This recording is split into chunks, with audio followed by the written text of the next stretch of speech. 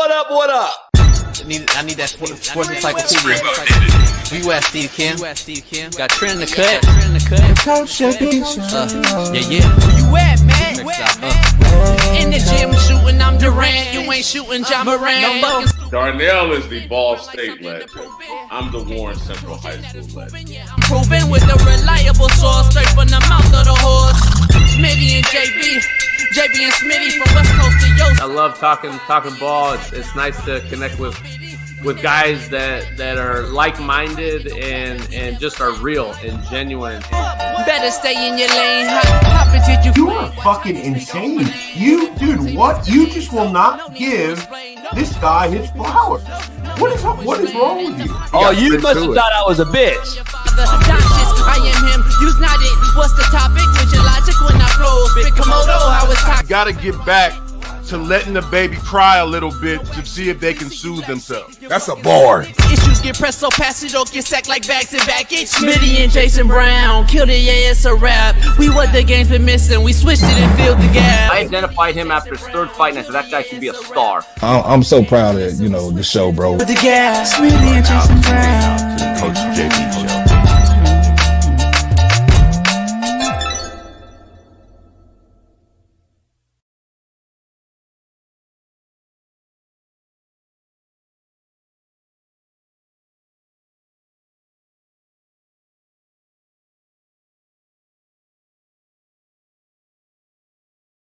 What up? We are in the building. It is Work Boot Wednesday. I got my new bucket hat on. Go head on over to CoachJBStore.com. We on TikTok. It don't stop. We on X. We everywhere. Short, fast, skinny, tall. We're everywhere. And how do I rhyme that? Wherever they are. Anyway, we got a live studio audience cracking. We're in studio. Smitty and I, we're going to break this thing down. You see the thumbnail. Big news. DeAndre Hopkins traded to the Chiefs. We're going to dive into that. No Mazone joins us to break down all things football. We're going to get to hopefully some Lamar Jackson new film from Sunday's game against the Bucks. Plus, we got a little Colorado film. We hope we can get that in on DV Sport. Shout out to DV Sport for hooking it up. Only show on American soil that can show NFL film and not get copyrighted. Shout out. We're the only ones that can do it. But we're live in studio. It is Work Boot Wednesday. Coach Fred, HBCU legend, Alcorn State coach, will join us as well. So we got a lot to get into. So shout out, pound that like, subscribe, become a member, and head on over to BetUS and use the promo code CoachJB and get you 150% off bonus on your first deposit.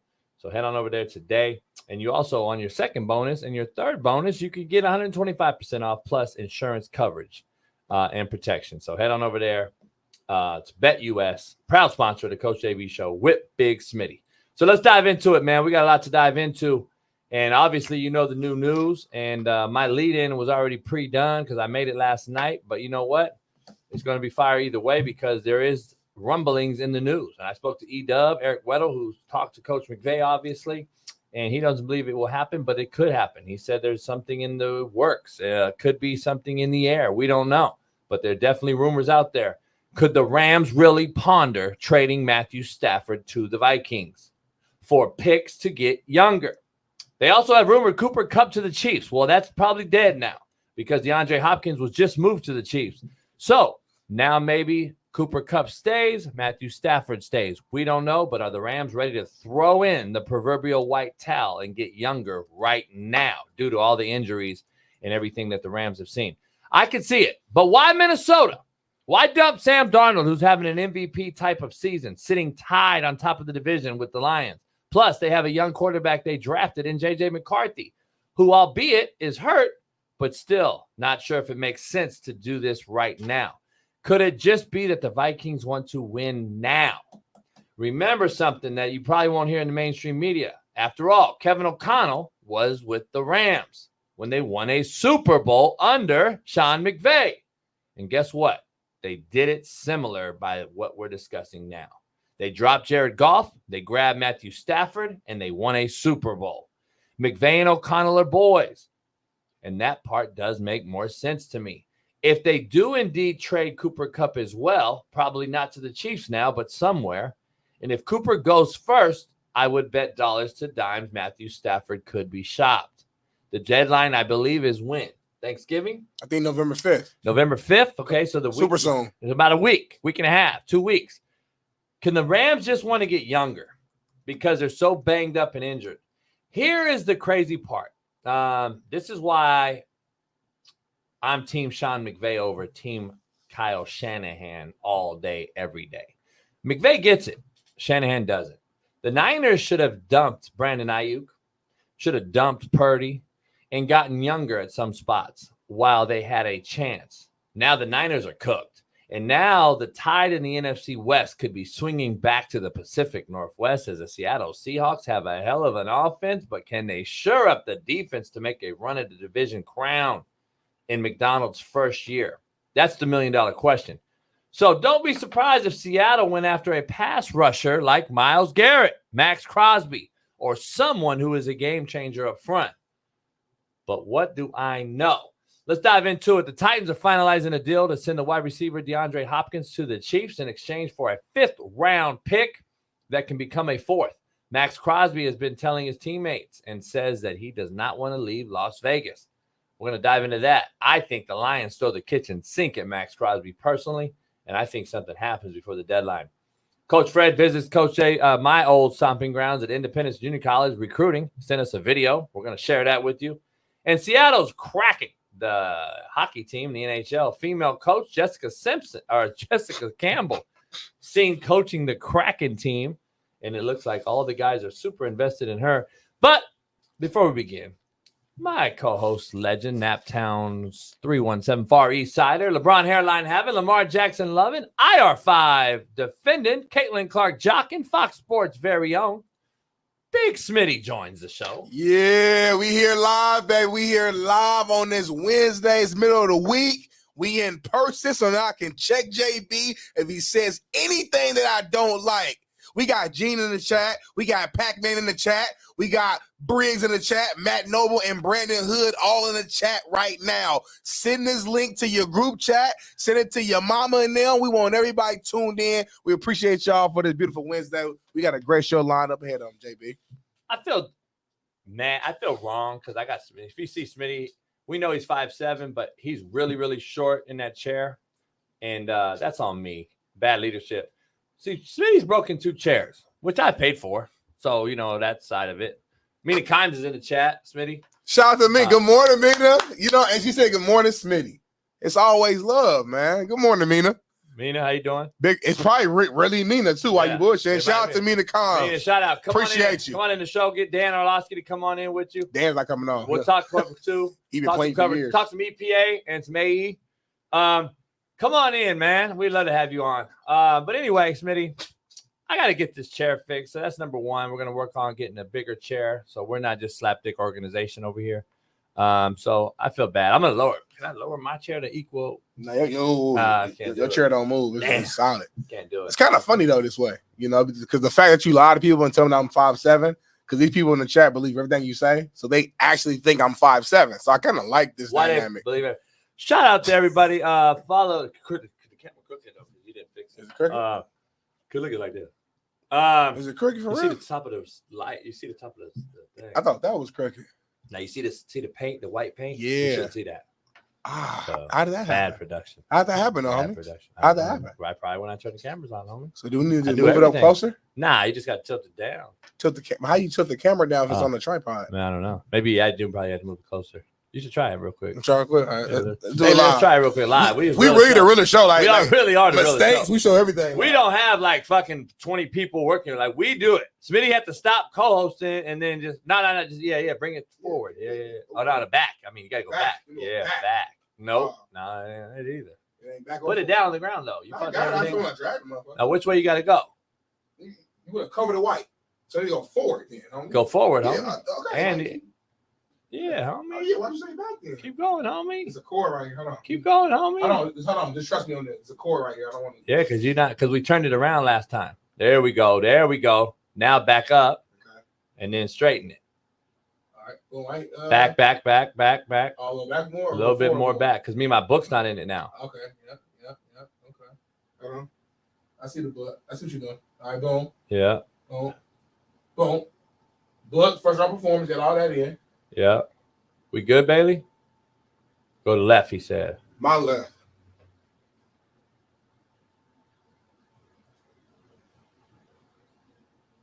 He said it looked good. What about the chat? You think it looked good, chat? Tilt it down just a little bit, he said, but we can't tilt it down, huh? No, you can't tilt it down. We never used to have a white paint up top. You might need to turn it a little bit because you see how it's, you know what I mean? Tilt it. Yeah. But there we go. Yeah. Well, not that much, but yeah. Cool. Let's roll. You talk to him. Yeah, we good. We good. We got a lot of shit, man. This is hour drive for me, 20 minutes for Smitty. I get here first. It's dinner 30 minutes though, because the traffic picks up. I'm no bullshit. For some reason. I hit traffic today. Yeah, the traffic be picking up. Though. First time ever. I left 3:40. I left 3:40 this morning to get here early, get the film in for the Ravens film, get Lamar Jackson in, and then I got here early and shit. Those LA Rex, man, will change everything, man. I ran into the same issue. I was leaving Studio City from my other job to get to my next job, and took forever. I was almost late to my Fox beat. I almost got fired. Yeah. TikTok. Let me stop the show and answer your questions, fucking idiots. Anyway, let's get into the show. Hey, change your energy, homie. We in person. Yeah. You show more energy on the damn. I know. I got a lot going on. I had to fix a lot of shit. I've already worked 2-hour day. I don't care though. I know you don't. When the camera come on, whatever you're going through in life, we don't care. I don't fuck. Turn it on. Huh? Let's get into the show, man. Quote of the day brought to you by Bet US. Head on over to Bet. What up, what up, what up? I am here for Bet US. Bet US is now powering the Coach AB show with Big Smitty as our proud new sponsor. Head on over to Bet US today and bet all things Major League Baseball. We're in the thick of the playoffs. NBA is getting ready to start up, and the NFL is right dab in the middle of the season. You can bet it all on Bet US. Short, fast, skinny, tall, they bet it all. And make sure you use my promo code CoachJB and get you 150% off, up to $2,000 on your first bet and up to 125% off on your second and third bet if you choose to do so. Plus, you get insurance protection and gambler's protection on both second and third bets. So make sure you head on over to betus.com, use my promo code CoachJB, and make it happen. BetUS, the best offshore book in the business. Head on over there today. Is that proud new sponsor of the Coach AB show with Big Smitty. BetUS. Go check it out. Peace. Yeah, I know. Let's dive into it, man. Quote of the day. Let's get it cracking. You ready, Smitty? I'm ready. I don't fuck with a lot of people because I've seen them talk shit about everybody they are cool with. Ooh, if that ain't real, I don't know what it is. And if that ain't real, I don't know what real is. I don't fuck with a lot of people because I've seen them talk shit about everyone they're cool with. That's just what it is. I don't fuck with a lot of people because everybody you know in this chat right now, I know you all are like, damn, that shit is real. Like, I'm not cool with a lot of people. You cool with a lot of cats and you seen them talk shit about your boys, your girls, and you still cool with them. Hell, motherfucking no. That's why my circle asshole tight. Contrary to belief. Brought to you by Prize Picks. Head on over to Prize Picks. Use the promo code CoachJB. Smitty, pray with me. Don't play with me because I'm half hood and half holy. Ooh! Contrary to belief. Where you get that from? Who said that, Q? My own shit. Now, somebody, that's a West Coast. I can tell the way you said it. It's like an old school 90s West Coast line.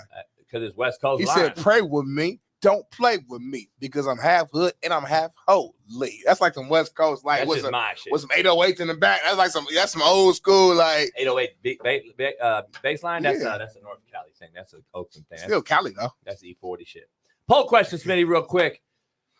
The Vikings would be smart to trade for Matthew Stafford. Let's dive right into it. Man. That was a lead in. When you first said this, JB, and obviously I've been seeing the storylines over the last 24 hours or so, it sounded crazy at first for both sides, I thought, because I'm like, man, I think the Rams still have a chance. You know, they're still in that mix. If they can get healthy, Matthew Stafford still is a good quarterback. I think they can still, do some things. And on the other side, Sam Darnold's having the best year of his career. So it's like, why would you mess that up? But the more I think about it, man, I'm like, they're probably O'Connell is seeing something. He sees Darnold every single day. He knows the flaws. He knows the pros. He knows the cons. And Darnold just had a pretty bad game, if I'm not mistaken, last week. Not really. He was cooking that first half. That Lions game, he balled. I didn't see that. I saw them in the shootout. We see a little bit of a downward spiral, in my opinion, of Sam Darnold. So he's thinking like, man, do I want to continue to roll the dice with Sam Darnold, a guy who to this point has won nothing in this league, or go with a proven vet who's shown that he can go from team to team with the right weapons around him and take you from good to great? And then from the Rams side, like you said, maybe he's the writings on the wall. I mean, like he's looking around left and right. There's no Aaron Donald here. There's no Jalen Ramsey. We got Cooper Kupp as a shell of himself now. He's injured. Let's just start fresh, start young, and let me build this thing the way I want to now from the get-go. Because remember, they went all in to win that Super Bowl. They had all these vets, these old heads. Who was Stafford's quarterback coach? That was O'Connell, wasn't it? Yeah. So that's only it all makes sense. What you see. I don't think it's anything that has to do with Sam Darnold at all. I think it's because he knows what Sam Darnold is.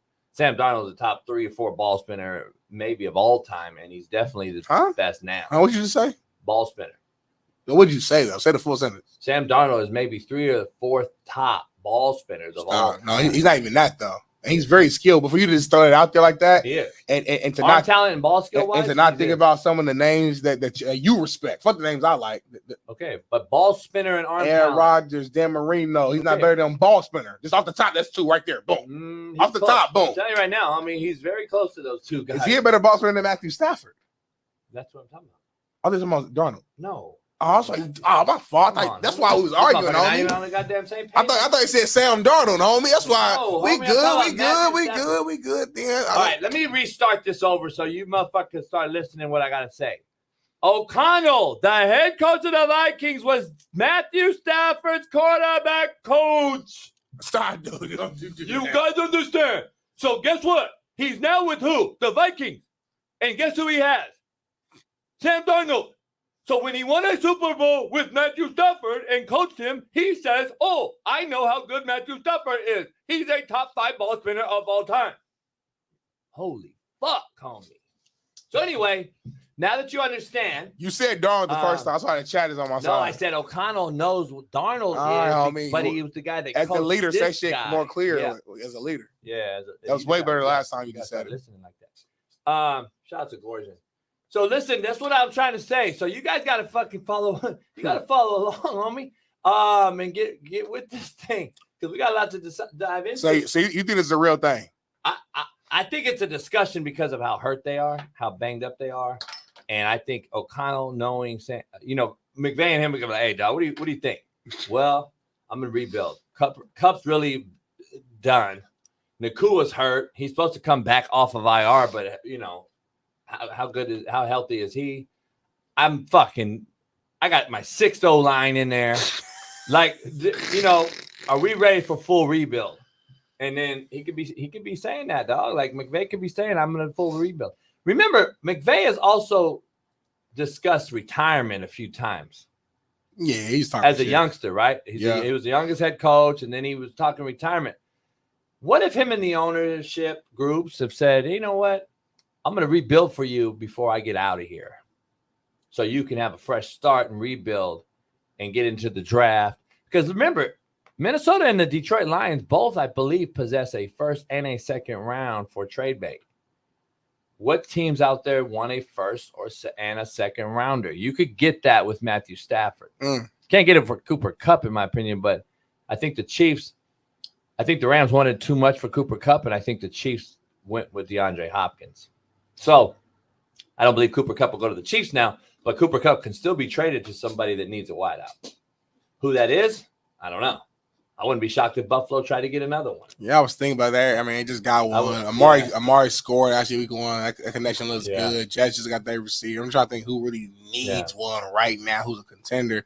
Ravens, their guys are balling right now. The young guys, Lamar's throwing to whoever at this point. He's so great, it doesn't matter. So I heard the Rams wanted a 3rd rounder or a 2nd rounder for Cooper Kupp. So maybe the Bucks, actually, because of the Mike Evans situation and Chris Godwin. Yeah, that's number 1. So Tampa would be a great fit. 2 wideouts in one night.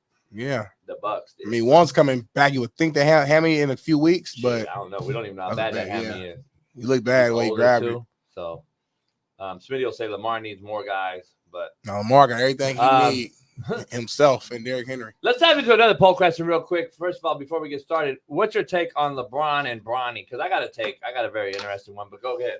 I'm glad they just knocked it out. Like, I'm glad it just, because I thought it was going to be like a slow roll, build up, middle of the season. He'll go G League first, and then they'll finally bring him out, and they'll build up to it throughout the season and kind of continue to bring butts and seats and make people think every week that this is the game to do it. The fact they say, you know what, we're going to knock it out now, get it out the way. I like it. He came in, I think he played less than 10 minutes, if I'm not mistaken. He ran him down the court a little bit, played a little defense. I think LeBron threw him a great pass for like an open three. It looked good form. He missed a little short, and that was the end of it. So it was just great to see. It was history made. Regardless of what we think about Bronny, I think he needs to be more developed. I think there's a lot of work he needs to do. Obviously, he barely played at college because of the heart situation, and then when he did play, he was coming off the bench. So, in my opinion, I thought he needed another year at least at SC to just develop and get better. But it is what it is. I mean, your dad's LeBron. He has power. I think as men, especially as fathers, you all want to be in a position where you can provide a lifestyle and situation that's beneficial for your kids and looking out for them. So, regardless of that, it was great to see. And, that's just my initial emotions from it.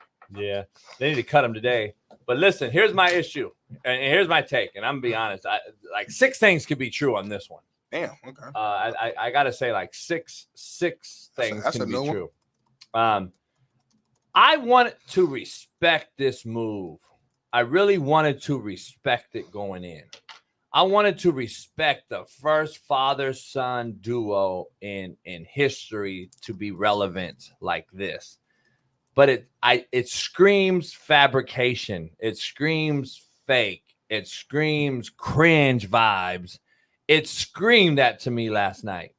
And so here's my, 6 things can be true thing. Like, to be honest, to be in all seriousness, the fact that it happened with father son was cool to see, no question about it. In the manner that it happened was not. I had secondhand embarrassment for how it happened because this kid should no way, shape, or form be on an NBA roster. A.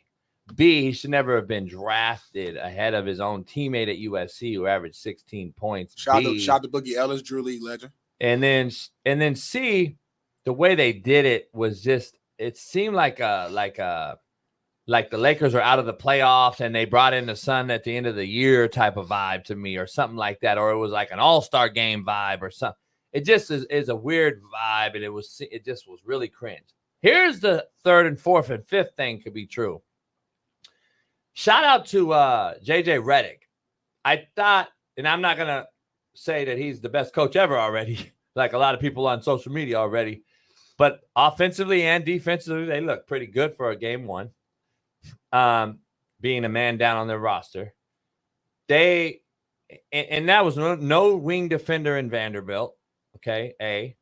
And I'll believe also, what's his name is out. So Vanderbilt's down, and I believe their other wing defenders out, right? Who's the other guy they have? Wood. Center. What's the name? Wood. From Houston. Christian Wood, right? He had knee surgery. He's not back yet.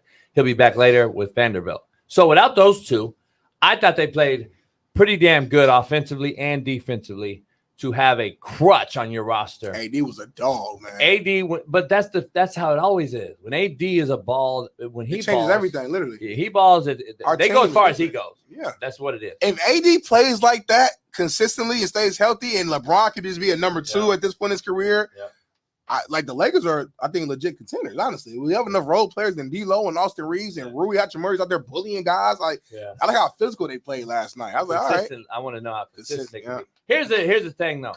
If you notice, they had a lead, and JJ Redick threw in Bronny at the right opportune time in the game. Yep. And that was a great coaching job, whether you believe it or not. I see macro versus micro. Me too. I saw, and I'm like, all right, JJ doing a pretty damn good job.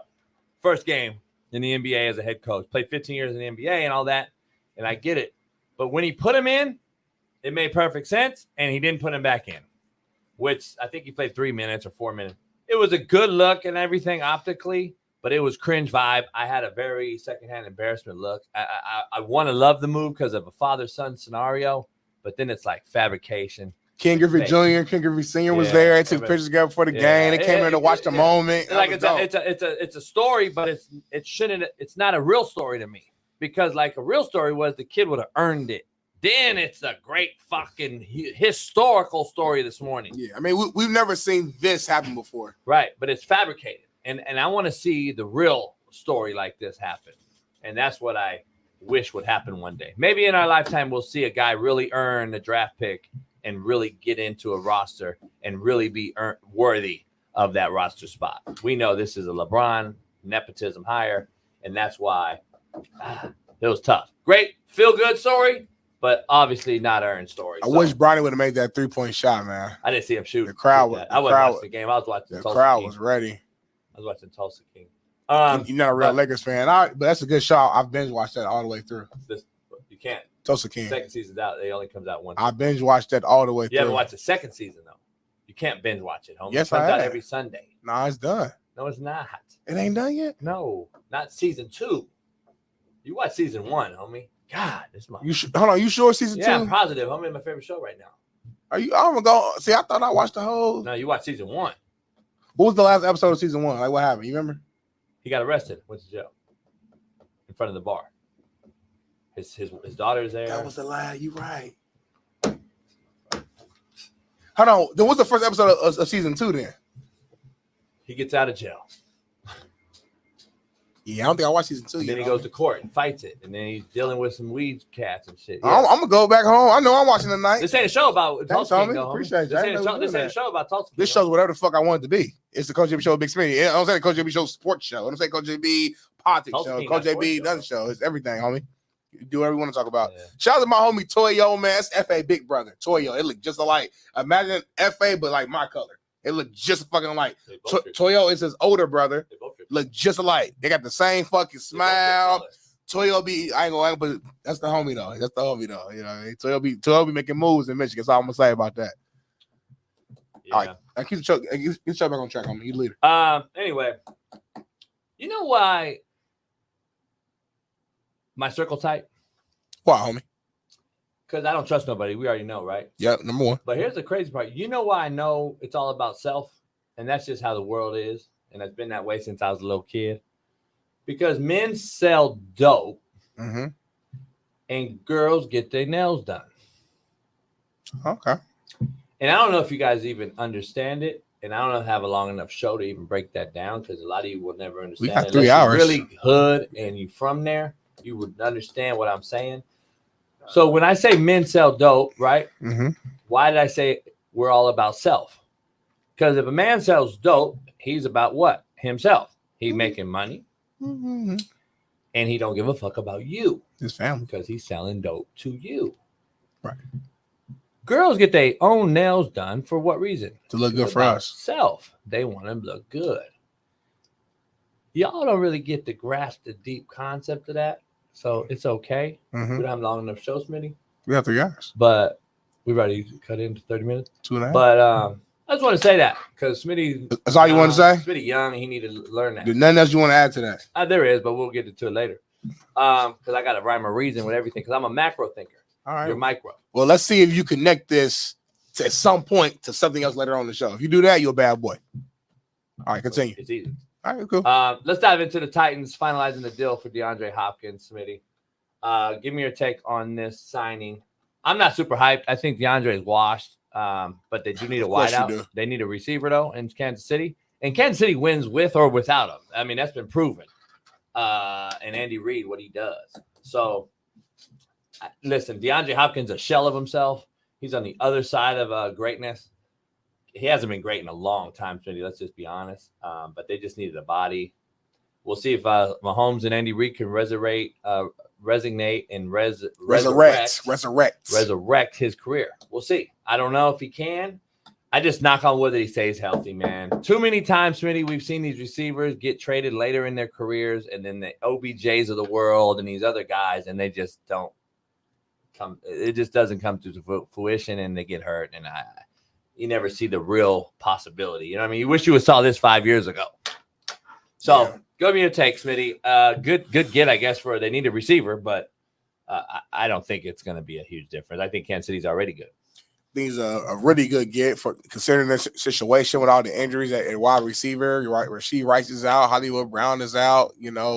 Kelsey, obviously a tight end, but he's kind of been like a receiver for Mahomes. He's not prime Kelsey. He still makes plays, every now and then when needed, but he's not prime. So you need another weapon, out there who you can trust, who can run the route tree, and a consistent ball catcher. And I think even at this point in his career, DeAndre Hopkins is still that. We saw as recent as last year when Will Levis first became a starter in Tennessee. We saw D-Hop making plays still. So is he prime DeAndre Hopkins when he's with the Texans? No, he's not that, but he doesn't need to be.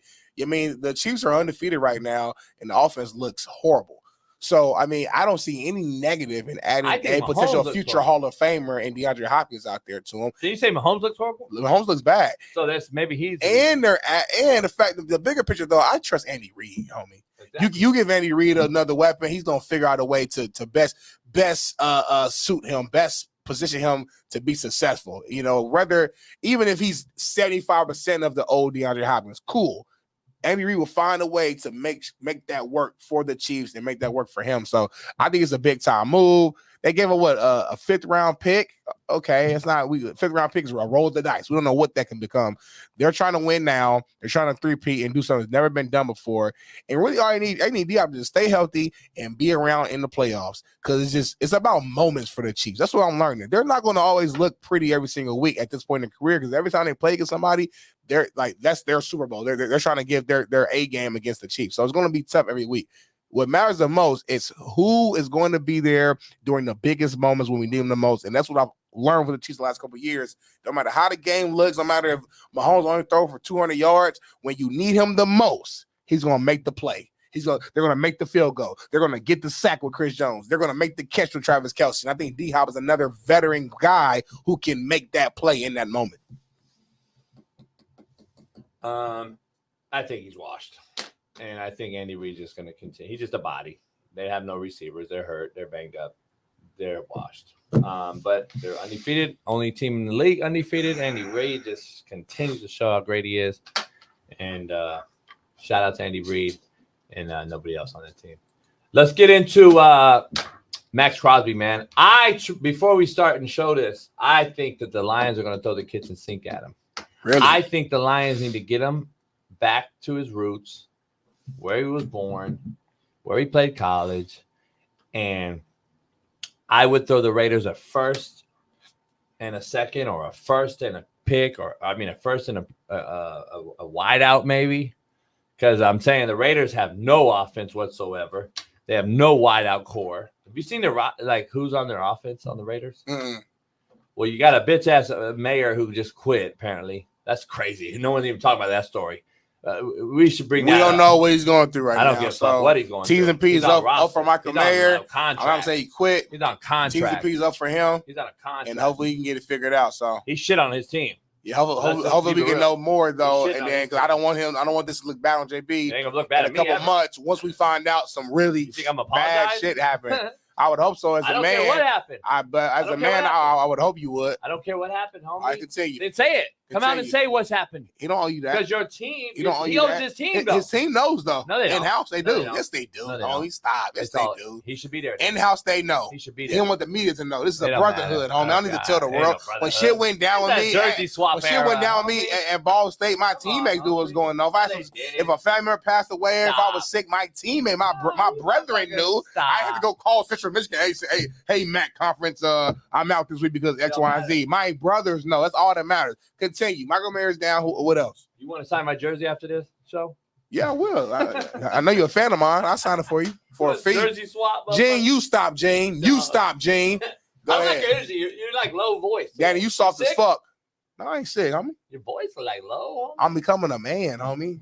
I'm in that phase where I'm going from young man to like grown. I feel my strength. I feel my grip getting stronger. What does that mean?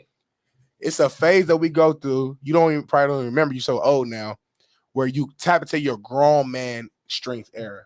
And I'm tapping into that. I've had that forever. You already know. So my voice, well, nobody has it forever. Like, I'll throw you out the window with my left hand right now. And I guarantee you can do that. You can't even move me right now.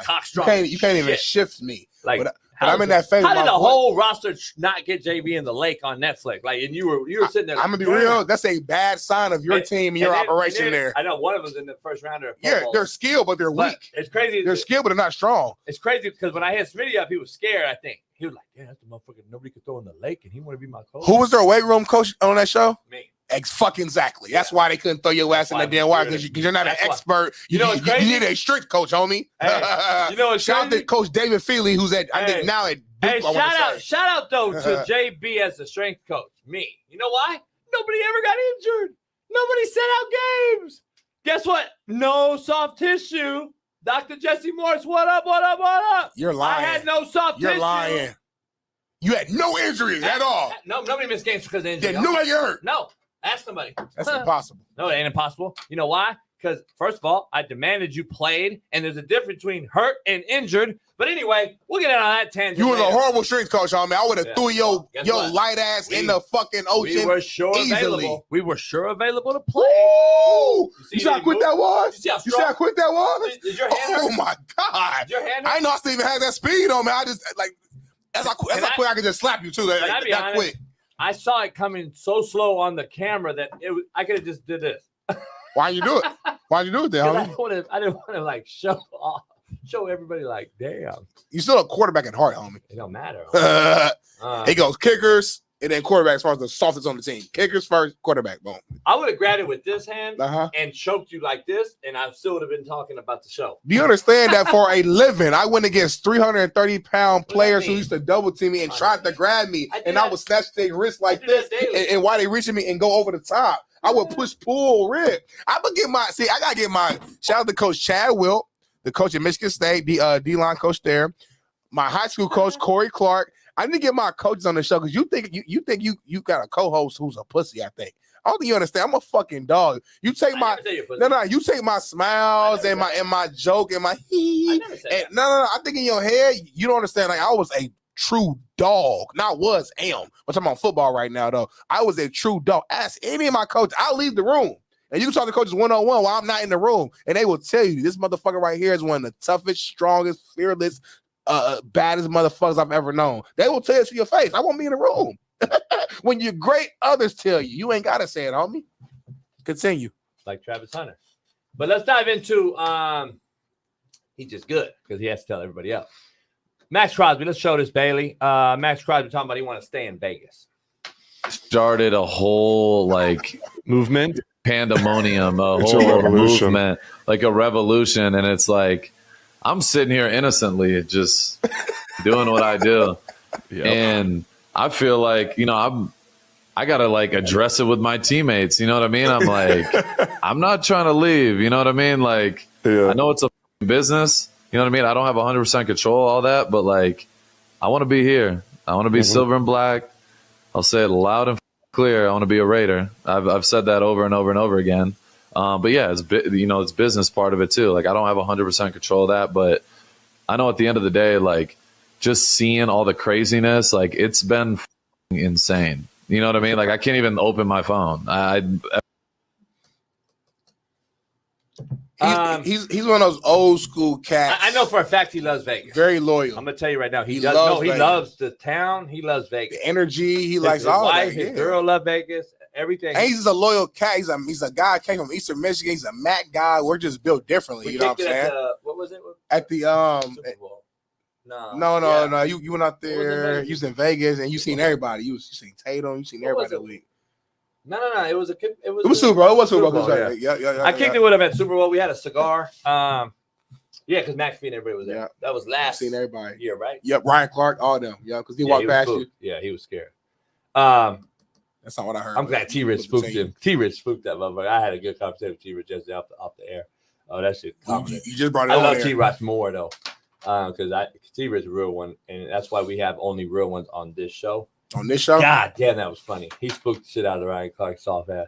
But anyway, this is the part that we only got real ones on this show, Smitty. You know what I'm saying? You're either all in or all out. There's no 1 foot in, 1 foot out on this show. Like, people don't know.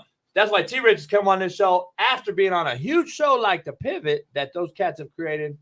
And shout out to them for having Fred Taylor, legend. Everybody, yeah, Fred. I love Fred Taylor. Love Fred. Shannon Crowder, good. I don't know him, but good dude, good energy, funny. And then Ryan Clark was a beast on the field. Anyway, you want to say it to Ryan Clark's face though. Crazy as fuck. You would not, if he was in here, you would not go to him and say, "Hey, T-Rich had your ass spooked, homie." You would not say it to his face. Like everybody know that's not true, Smith. Y'all ain't even got no beef. Honest. He had beef with our guy Sellis online, which was public. We saw that online. Why do you think it started? Not because of you. What do you mean? Anyway, by the way, before I had Marcellus on the show. We brought up the Ryan Clark thing. You should go back and watch that episode. That's years ago. Was it good? I don't know. You gotta go watch it. So anyway, let's dive into. That's how everybody has the show. You got to tune in on Instagram. I think Maxx wants to stay, but I think he's gonna be traded, dog. Mm-hmm. I think the Raiders are like the Rams. They are in rebuild, and I think unfortunately, it's fucked up for AP. I think AP is the next like scapegoat. And that's just how it is, man, in this league. You know what? If the Raiders love Maxx Crosby, they would trade him because he's not going to win there. And it's unfortunate. I mean, I think football is better when the Raiders are good, when they're relevant. You know what I'm saying? They have a great fan base. It was better when they were in Oakland, in my opinion. But nevertheless, that fan base travels. But I just feels like he's not going to win there, and we're not going to be able to see his full like greatness in that environment. Imagine him on the Lions, a team that's some people argue is the best team in the NFC, a true contender who's the NFC championship last year, could very well be in the Super Bowl this year, especially the way the NFC's shaking out. The Niners are probably not even going to make it. I don't trust the Seahawks. I know they're kind of leading the division right now, but I know talking to you and Billy offline even like a week ago, or you guys weren't like all the way in on Seattle. So the NFC's open is what I'm trying to say. So imagine having, Crosby there in a big time moment in the playoffs where he third and long, we need to sack in the Super Bowl. That just adds to the legacy of who he is. And I think it's unfortunate because like you think about the history of all-time great talents and players in any sport. Sometimes when they retire and you go down the rankings of how you rank a certain player, they're not at the top because they were never in the position to even be in the moment. They didn't make it to the championship. They didn't get the ring. Although you saw the talent and you saw the numbers and you saw the stats, it kind of falls on deaf ears because it's like the Raiders go fucking 7-10 every year and he has 14 sacks. Okay, kudos to you, but it didn't mean for nothing. Imagine him getting 14 sacks on the Detroit Lions and get a Super Bowl ring. It changes everything. So if they love him, they will let him go. Here's the thing. I'm cooking.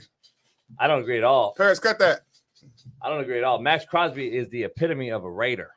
Yes. He is the epitome of the black and silver fucking painted face Raider. Loyal, nasty, 100% full go guy. The Howie Longs, the Greg Townsends, the legendary guys that have came through that organization. He is the epitome of that. So I don't believe that's a favor. You're going to lose the room when you trade him. But I just think the Raiders are in rebuild mode, and the Lions have first and second round capital to give them. Asset-wise, the Raiders would be dumb to turn it down. Here's the issue the Raiders face, though. The Raiders need a QB, and then the Raiders would have to replace Maxx Crosby in the draft. Can you replace Maxx Crosby and get a QB and start over? That's the bottom line with the Raiders organization. I don't know. It's going to be an interesting case, to say the least. We'll have to see, man. But I think there's going to be some things that happen. I think this draft or this free agency coming up is going to be interesting. Myles Garrett's another one. The Browns are cooked as well. You're going to start seeing guys of high stature get moved because they're on bad teams. Myles Garrett, could he go to Detroit? Detroit has to grab a pass rusher to replace a guy that's their bookend staple who's hurt for the year. Like, you got to, or you're not going to win a Super Bowl. The Lions are missing that. They are a Super Bowl contender with a replacement at the end. They have to replace him this year. And you know as well as I do, Smitty, the Niners, if you're watching around and looking at the NFL, you look at the 49ers. You have to. If you're the Lions, if you're the Vikings, that's why the O'Connell-Stafford combination makes sense. If you're the Packers, what moves are you going to make? You look at the Niners to see how not to fuck it up. The Niners have lost the window of opportunity. And the Lions, the Vikings, the Packers are all looking at the Niners saying, oh, shit, we can't lose this opportunity. One of them are going to go get Myles Garrett and Maxx Crosby. I'm telling you right now. So that's my personal opinion because, Smitty, you know how hard it is to win a Super Bowl in the NFL. Extremely hard. And you can't sit there and think about next year. The Rams went all in and won it, Smitty. The Bucs won it with Tom Brady and went all in. The guys that go all in win that one ring. That one ring, you can ask Eric Weddle and ask these guys. That one ring, getting that one ring changes everything. No, it's worth 5 years of bad play. Hell yeah. It's worth 5 years of shitty football. In the Detroit Lions case, it's worth 1,000 years of shitty football. Shout out to all you my Detroit fucking Lions fans. But seriously, you haven't won anything. So you haven't been in the playoffs since last year, but I mean before that was my white family over there. That's my family over there. Shout out to Barry Detroit. Sanders. You haven't been in the playoffs before. This is Barry Sanders 95. Shout out to Coney Island, the 313, the 517 East Lansing. Shout out to all of Michigan. So Lions, you got to go all in. Packers, you got to go all in. Who else is good in that? Minnesota Vikings, you got to go all in. If you think Matthew Stafford's the guy to get you a Super Bowl, then do it. McVay taught O'Connell. O'Connell's going to have to go with his gut, make a business decision. And that's just what it is. So glad I can get you. Let's get into the Seattle Kraken, Smitty. That's my favorite topic of the whole damn show, man. Seattle Kraken, man. Hockey is back. It's early in the season. Make sure, man, whatever city you in, you go take on and cheer on your favorite hockey team. But the Seattle Kraken, man, one of their coaches, man, Jessica Campbell, who we shouted out, I think, a few weeks ago, man. I think it's the first female coach in hockey right here. You seen coaching the team up, coaching the guys up. Everybody's locked in. Who's actually out there on the ice. And, JB, I got to ask you, man, what was your thoughts seeing this clip, seeing this moment as she's coaching the fellas up for this game?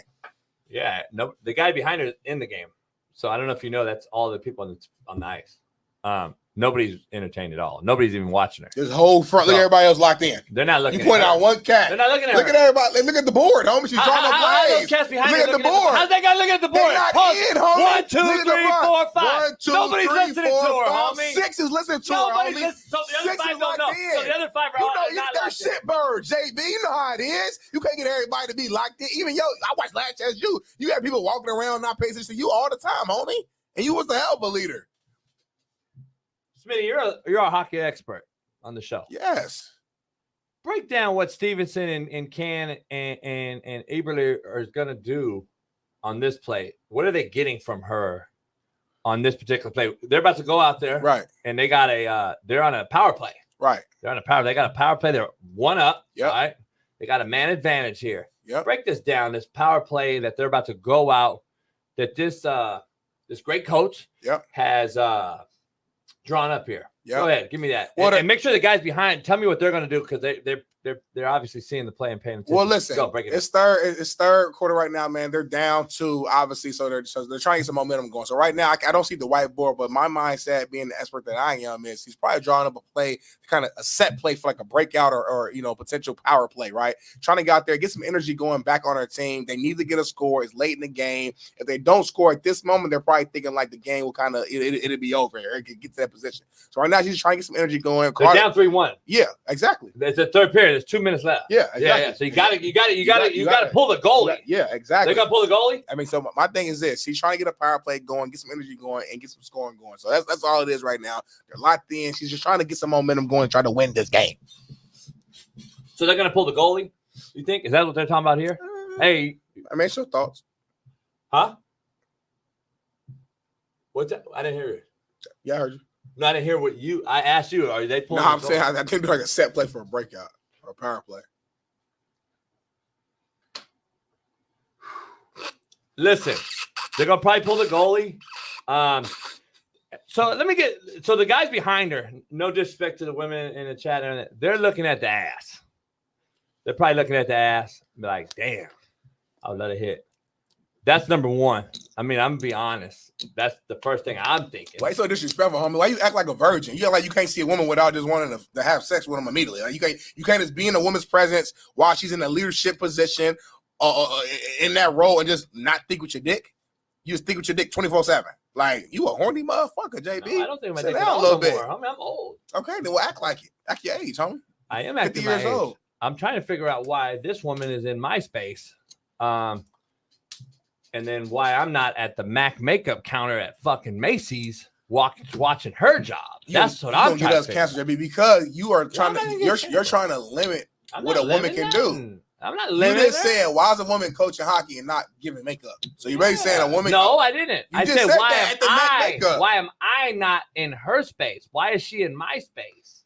So hockey is just your space. Well, it's men's space.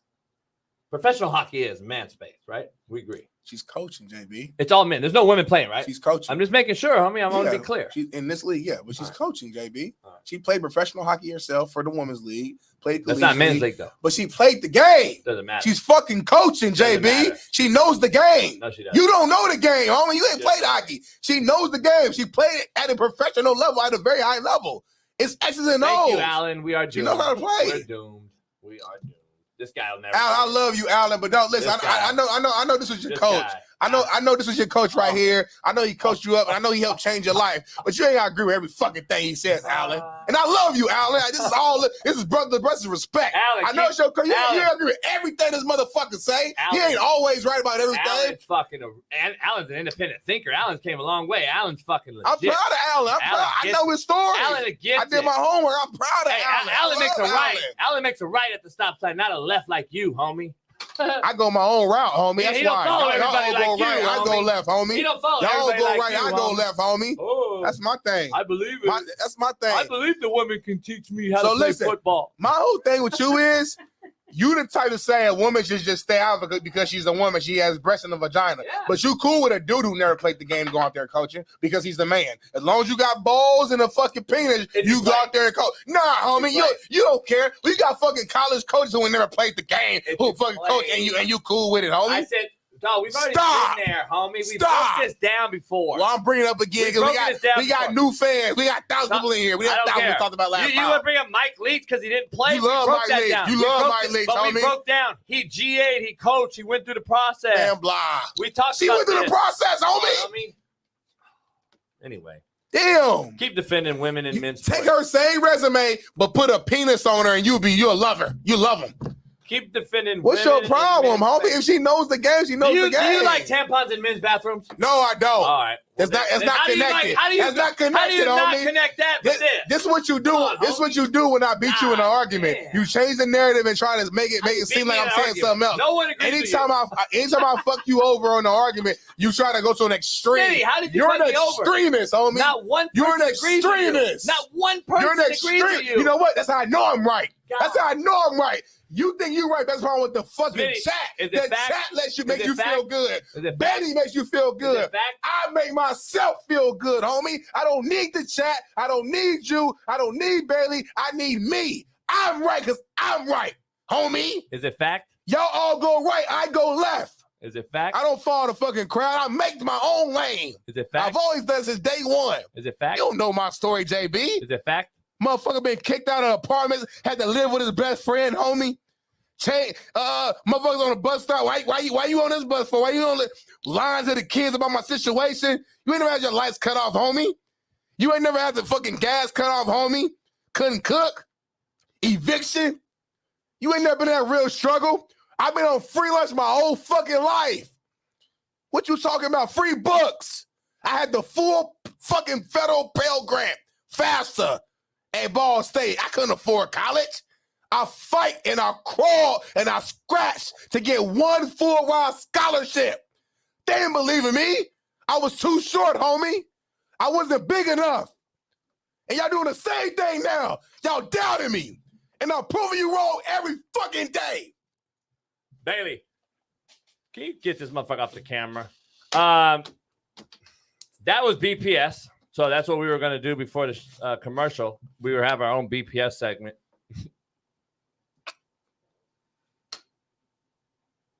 You good? I'm great. You need to cry? I'm good. I don't cry. Homie, Rex Ryan cried on the pivot. I don't cry, homie. It's in the pivot. Did you see Rex Ryan cry on the pivot yesterday? No, I watched the Coach JB show with Big Smitty. You didn't see Rex Ryan I'm trying to get this show better. I'm not worried about the shows right now, respectfully. You didn't see Rex Ryan cry on the pivot? You asked me that one more time. I just told this man I do not watch other shows. I'm trying to work on the Coach JB show. I want you to cry on this show so we could blow it up. This ain't no emotional shit. You was emotional. I was gonna hug you, homie. No, I don't. My circle. Because everything you said was just normal life for me, but you acted like it was. We needed to like cry for you. Leah, he do need a hug, homie. Come give me a hug, Leah. Why her, homie? She offered it.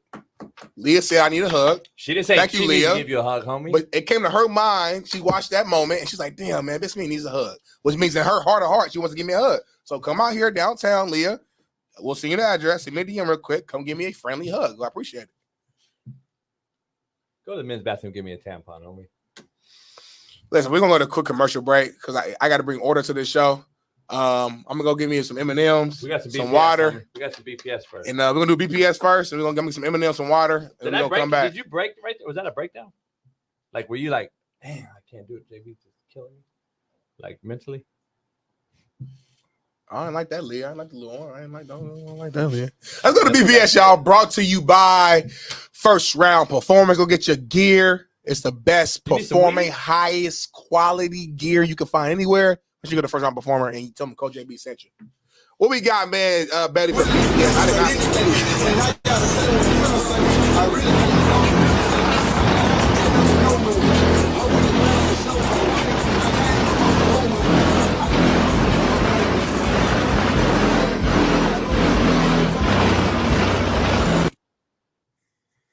He had the 15s in the back with the car raggedy as hell. You know what brothers don't know about?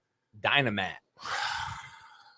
Dynamax and Dynamat. You guys don't know what that is, dog. See, when we in the hood, when we do it, we did it right.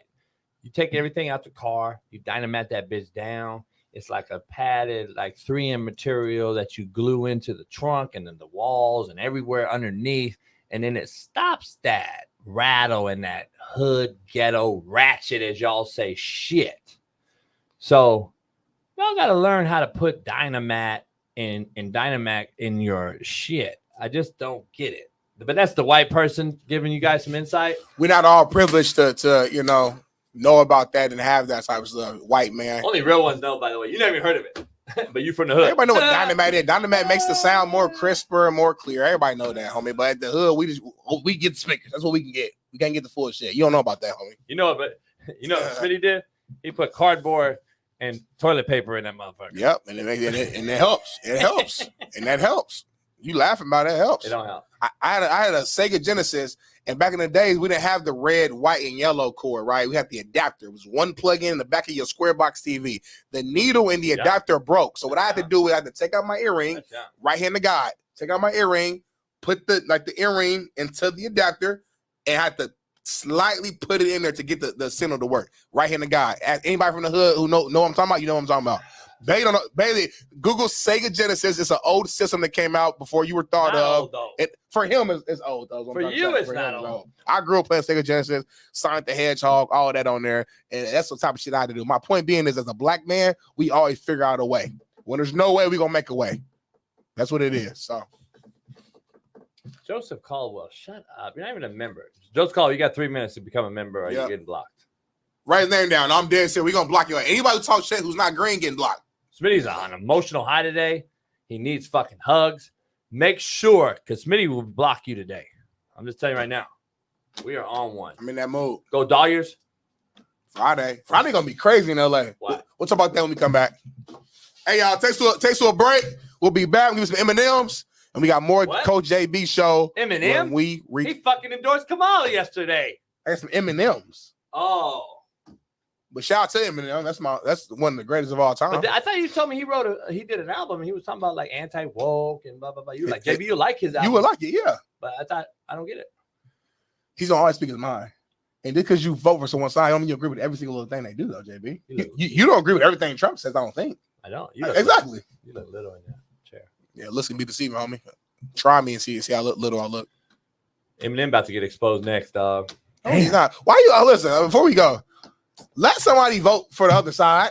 everybody who vote for that side ain't got a problem. Fuck. Like, ain't sick. Fuck. And fucking, you think everybody vote for that side? Oh, that motherfucker might get exposed. Oh, motherfucker must be a part of sex trafficking. Oh, he must be sick. Like, damn, just let people vote sometimes, homie. These cats do it. Like, let somebody vote. Eminem is chilling, homie. Eminem, god damn it. I fuck with that bucket hat, homie. It's a good look for you, Paul. It's a good swag for you, though. For real, the bucket hat. You like this is a new one. I know, it's fucking nice. Navy. I know, it's fire. I fuck with that heavy. You want one? Where can you buy one from? CoachJBStore.com. See, my head ain't shaped. Like, no, bucket hat don't work for right me. now. It don't work for me the same way. My head is shaped like a little different.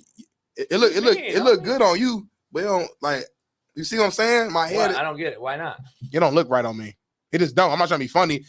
I think a traditional hat looks more right for me. That's BPS shit, homie. Nah, you gotta get out of that, homie. Like, well, get me right. Like, you gotta stop being scared of dogs. You gotta jump in the water. You gotta stop with the narrative, homie. We gotta break the narrative. You don't jump in water, homie. Contrary to belief. Ruben does. But man. Shout out to Ruben. What?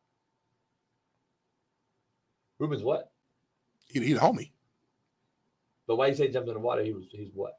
I'm saying he's not white or black. Yeah, that's what I'm saying. So like he's different category. Just say what he is, homie. I don't know what he is for that. That's your friend and you introduced me to him. That's my homie now, but you introduced me to him, so I'm not for sure what his ethnicity is. He's Mexican. Oh, he's Mexican then, yeah. And I love Mexican food. I got a Mexican store that I go to. It reminds me of the store when I went shopping with you. It's one of those small little market stores where you can buy like the meat and you can cook it yourself, or you can just get like some little bit of grocery shopping. Right down the street from me, man, they got the best fucking tacos. It's authentic. It got the best. It's got a carniceria. Chile. Yep. Say it again. Carniceria. The spot I go to is called La Pasadita. What is it? La Pasadita. In Pasadena? La Pasadita. Dita. Yeah, Dita. They got some of the best tacos, the best Ruben right there. Chile. Where Ruben at? Ruben just popped somewhere. You lying, homie. You seeing shit. What's good, Ruben? I'm surprised you ain't asleep right now, homie. Motherfucker will sleep at any moment. We went on the boat for 5 hours. Ruben was asleep for 4 hours. It could be a shootout. I'm like, La Pasadita. It's fire, for real. It's not that good. You just don't. No. Seriously, you just don't know. I done went there and bought like the meat from there fresh and then took it home and like just cooked it and put it. Oh, it's so good. They got all the seasoning, all the little stuff. It's a real deal. Like I speak Spanish when I go there. Hola, ¿cómo estás? Muy bien, ¿y tú? You got to go to the real hood and go to we call Northgate. Okay, Northgate. You have to go to a Northgate. To a Northgate. So there's Northgates in certain hoods. Okay. You got to go to a Northgate. Northgate is the best. But Pasadena is in like Inglewood though. Yeah, it's fine, but it's not. It might be a Northgate. Yeah, it's not a Northgate. What makes it a Northgate then? Like, educate me. What makes it a Northgate is if you go into Northgate, and let me do it let me do it in y'all generational terms. Mine or Bailey's. I'm 30, so remember that. Well, you're both saying. If you cross over, and you go into the ops hood. Yep. And then I go into the Northgate, I might run into some ops. Yep. And then those ops, we may have to pull that bammer out, and we may have to bust a few clips, bust a few rounds at our ops. So that's the Northgate. Northgate has ops in there getting the food because the food's so fire. You may get smoked on any given day in Northgate. So a Northgate is like basically a spot where you might have beef, you might die for this food. But it's so good, it's worth it. Might be on the border of like two hoods, and they all go there to get their food because it's so fire, and then shit crack. But they still go because the food that good. Yep, that's the Northgate. Pasadena, anybody go, everybody cool. Hey. Pasadena. That's gonna be clear. Yeah. And by the way, Pasadena is actually the hood, country to believe. I'm gonna do that. It's a really bad hood in there. What's the group that's out there? See how smart you are. What group? What? Like the gang that's really like running shit in Pasadena. Blood. That's another group. Essays? No. Yeah, the bike. What's they called? I just learned this other day at work. Valencia? No. This is the biker or something. It's not biker. Mongols? No, you say it out here. Hell's Angels? They're the two biggest biker hoods in the world, dog. If they're not there, then it's not very good. And Pasadena has swans. Pasadena's got brims. Pasadena's got, there's a few hoods in Pasadena. But we don't look. But I didn't know that though. I thought Pasadena was like. We don't look at Pasadena. We're not looking at Pasadena like it's like Compton, homie. Let's just be real. Pasadena has Altadena, fucking Altadena. Yeah, I heard that area. Yeah. Pasadena's Altadena. That's what I was Patsy saying, is nice. Let me just tell you. Patsy is nice, nestled up in Altadena. I'm sorry. That's what it was. Altadena, I heard was the ghetto. Altadena is not the fucking ghetto. Okay. Look, I'm just Altadena has little pockets and shit. What was the group they said that was in Altadena? Damn, if I saw the name. It was a Mexican group, I thought that they said, but if I let me know in the chat, y'all, people from out here. What's the gangs and groups in Altadena? If I see it, I think it'll ring a bell for me. I don't know. I'm not saying I do. Somebody at work was just talking that was put me on game. So I was asking. All right. They probably from there. No, I'm speaking from my. I'm talking like Keyshawn now. That was put me on game. Yeah. Let's take a break. We'll be back. I'm gonna take a piss, get some coffee, and cook Smitty some more. We'll see you in a few minutes. Peace.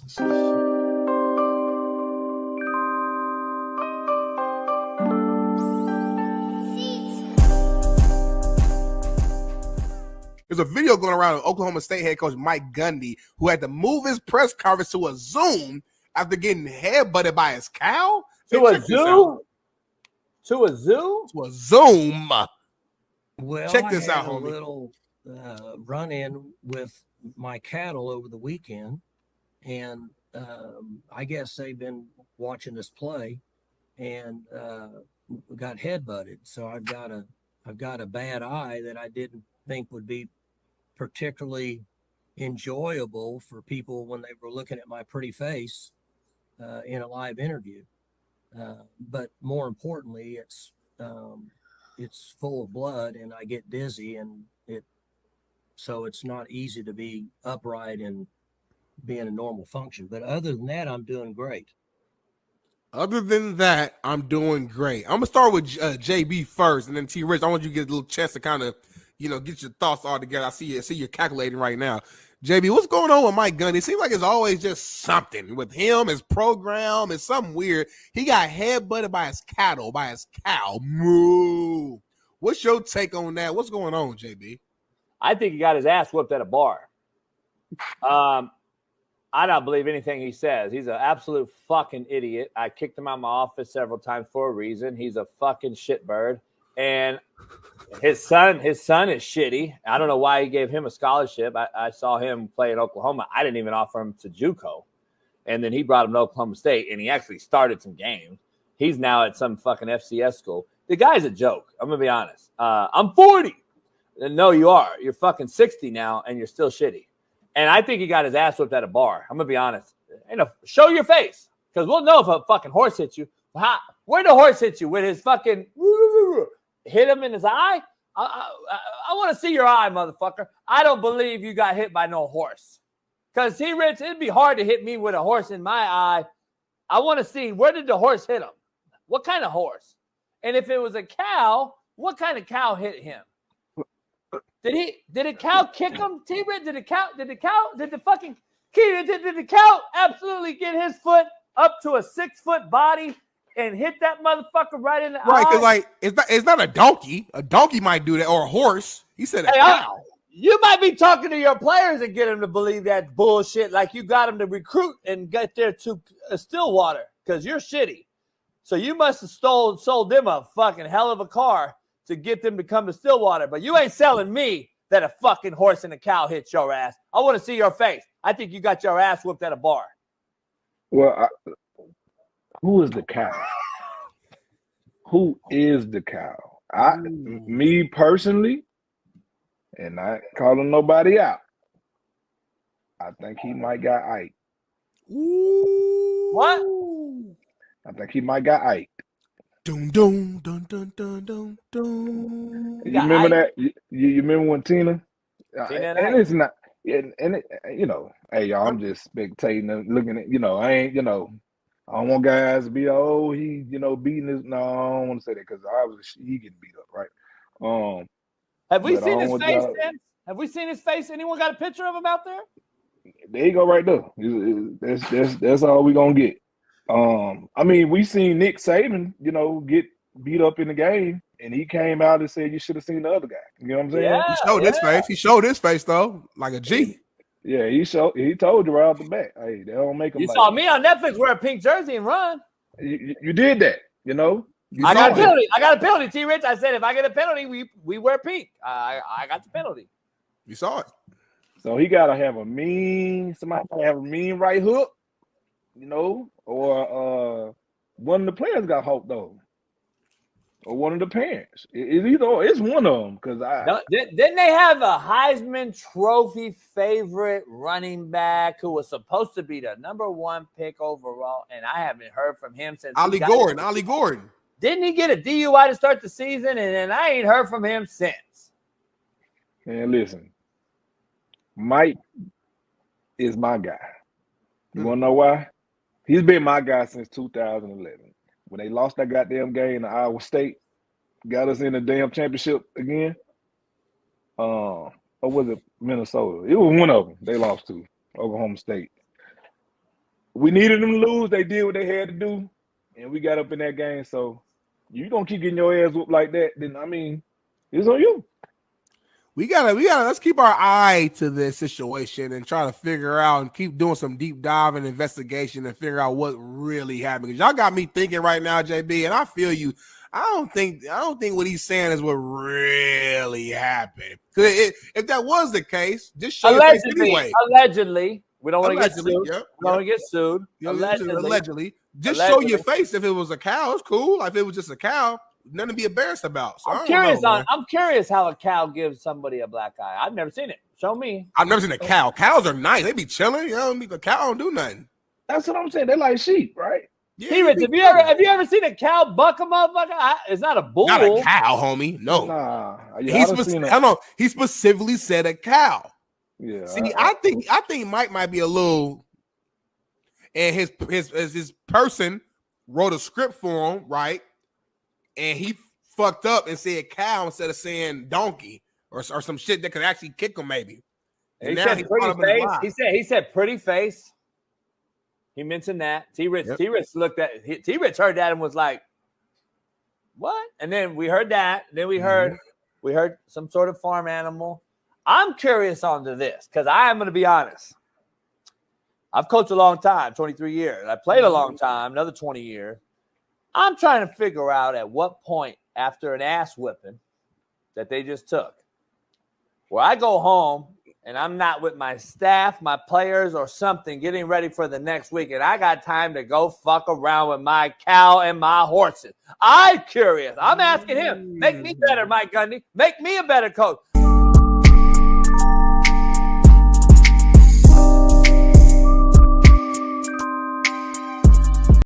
What up, man? This is a proud new sponsor of the Coach JB Show with Big Smitty, and it is First Round Performance. Yeah. Make sure you head on over to firstroundperformance.com.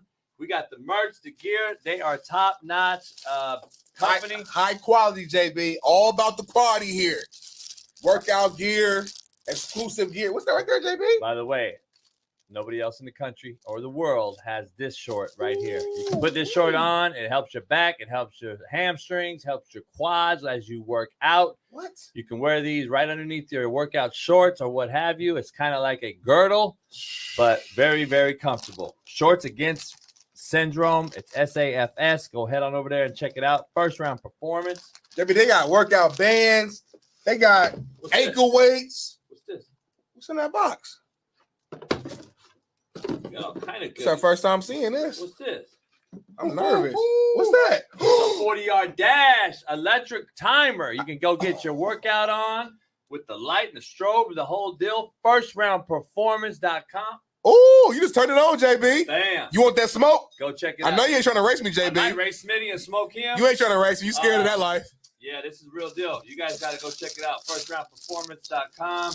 Head on over there. Proud new sponsor of the Coach JB Show. This is nice, JB. With Big Smitty. And this is mine, right? hell yeah. Listen, their premium gear, including the revolutionary SAFS shorts I just showed you, are expertly designed by a leading orthopedic surgeon to align your hips and relieve your pain. It is trusted by athletes and active individuals alike, whether you are pushing your limits with their high-quality resistance bands, as Smitty just showed you, or boosting recovery with the powerful dual-spectrum red light therapy devices that I just showed you. First Round Performance delivers the tools needed to stay at the top of your game. Whether aiming for peak performance or simply wanting to live pain-free, they've got you covered. Visit firstroundperformance.com or shop on Amazon today. They just launched their AmazonStore.com, their Amazon store. This is out there, first round performance on Amazon. And so go help them out and grab some performance gear today. And please feel free to reach out to us if you have any questions. Yes, sir. Go first round. Go first round, baby. The promo code will be Coach JB. So check that out and head on over there today. Get right, baby. First round, the highest quality. First round performance. Go get you some merch. Ooh, I like this shirt. I like this shirt, JB. Peace. Peace.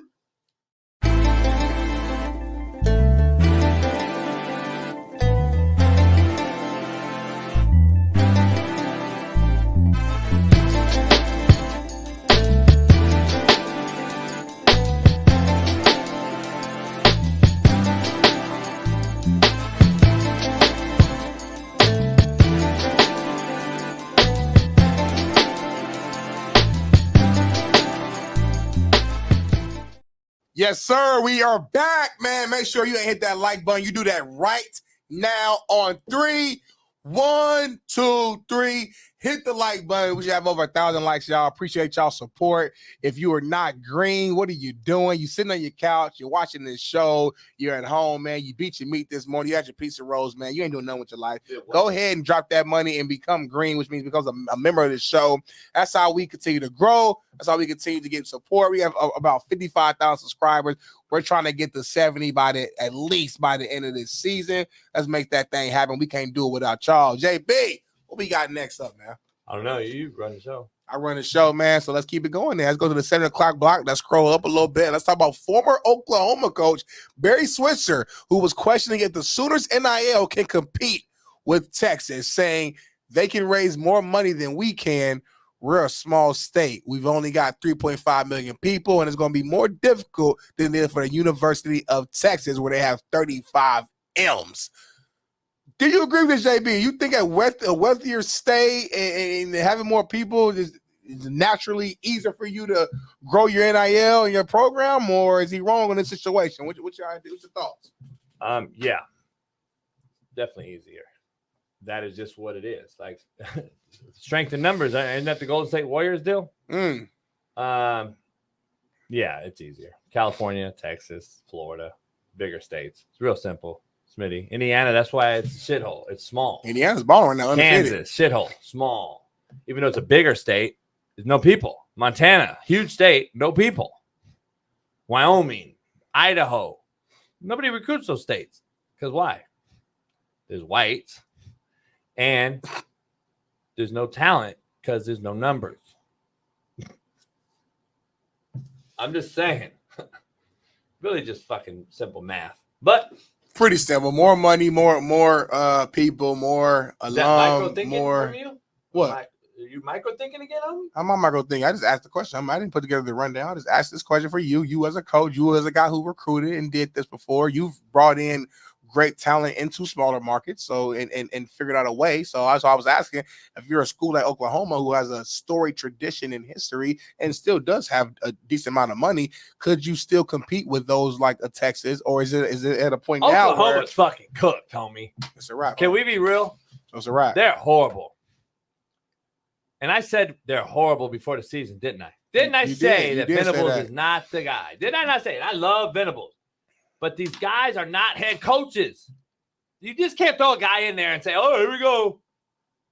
And now today the narrative will be J.J. Redick did a great job last night. They already look better than they did with Darvin Ham. Shut up. They're saying he's the next Pat Riley. Shut up. They're saying he's the baby Pat Riley, homie. Yeah, exactly. Already. One game against a team that has a whole roster who lost Towns, who added fucking Randall and DiVincenzo, and now they got to start all over too. So calm down. They got a good win at home, as they should protect their home courts. But flipping that back to football and these head coaches, these head coaches, Lincoln Riley, he's a coordinator. He's not a head coach, and it's been proven. And now there would be no difference, in my opinion, Smitty, with Lincoln Riley in Oklahoma right now and Venables, because USC's 3-4 as well in another conference, and they're in Oklahoma in the SEC. What do you think the difference would be? Nothing. They could be worse. So Shaun King thinks he's going back to Oklahoma. I think he burned his bridges in Oklahoma and Norman. I don't think Lincoln Riley will ever go back to Oklahoma. I just don't. I think Lincoln Riley is a OC, not a head coach. I'm just being honest. I think Venables a DC, not a head coach. I think Venables should go back, crawl back to Dabo at Clemson, say I gave it my shot. He's an alum. See, he's an Oklahoma alum. That's the thing. These alums get jobs, Smitty, as you know. Yep. So listen, all guys aren't supposed to be head coaches. Okay, sorry, contrary to your belief, and I don't care how good they are. He's the best offensive coordinator. He's not a head coach. I'm just telling you. I'm sorry. But how do you know if you don't give him a chance? Like at one point in your life, you weren't a head coach until they gave you opportunity, and then you proved yourself. You gotta have the it factor. You gotta get a chance though. You gotta have the it factor, dog. It's always a chance, JB. When you became a head coach, it was a chance, homie. Nah, you gotta have the it factor. We didn't know for a fact you was a head coach. I truly believe you gotta have the it factor. That's just what it is. Kyle Shanahan, Smitty, versus veteran NFL D coordinators. So he's 0-5 versus Spagnuolo. He's 0-3 versus Flores. He's 1-8 versus Schwartz. By the way, Schwartz was the head coach before he was been the head coach of certain places. Was a horrible head coach. Lions, right? Yeah. When the head coach when they lost every game. But can we be racist?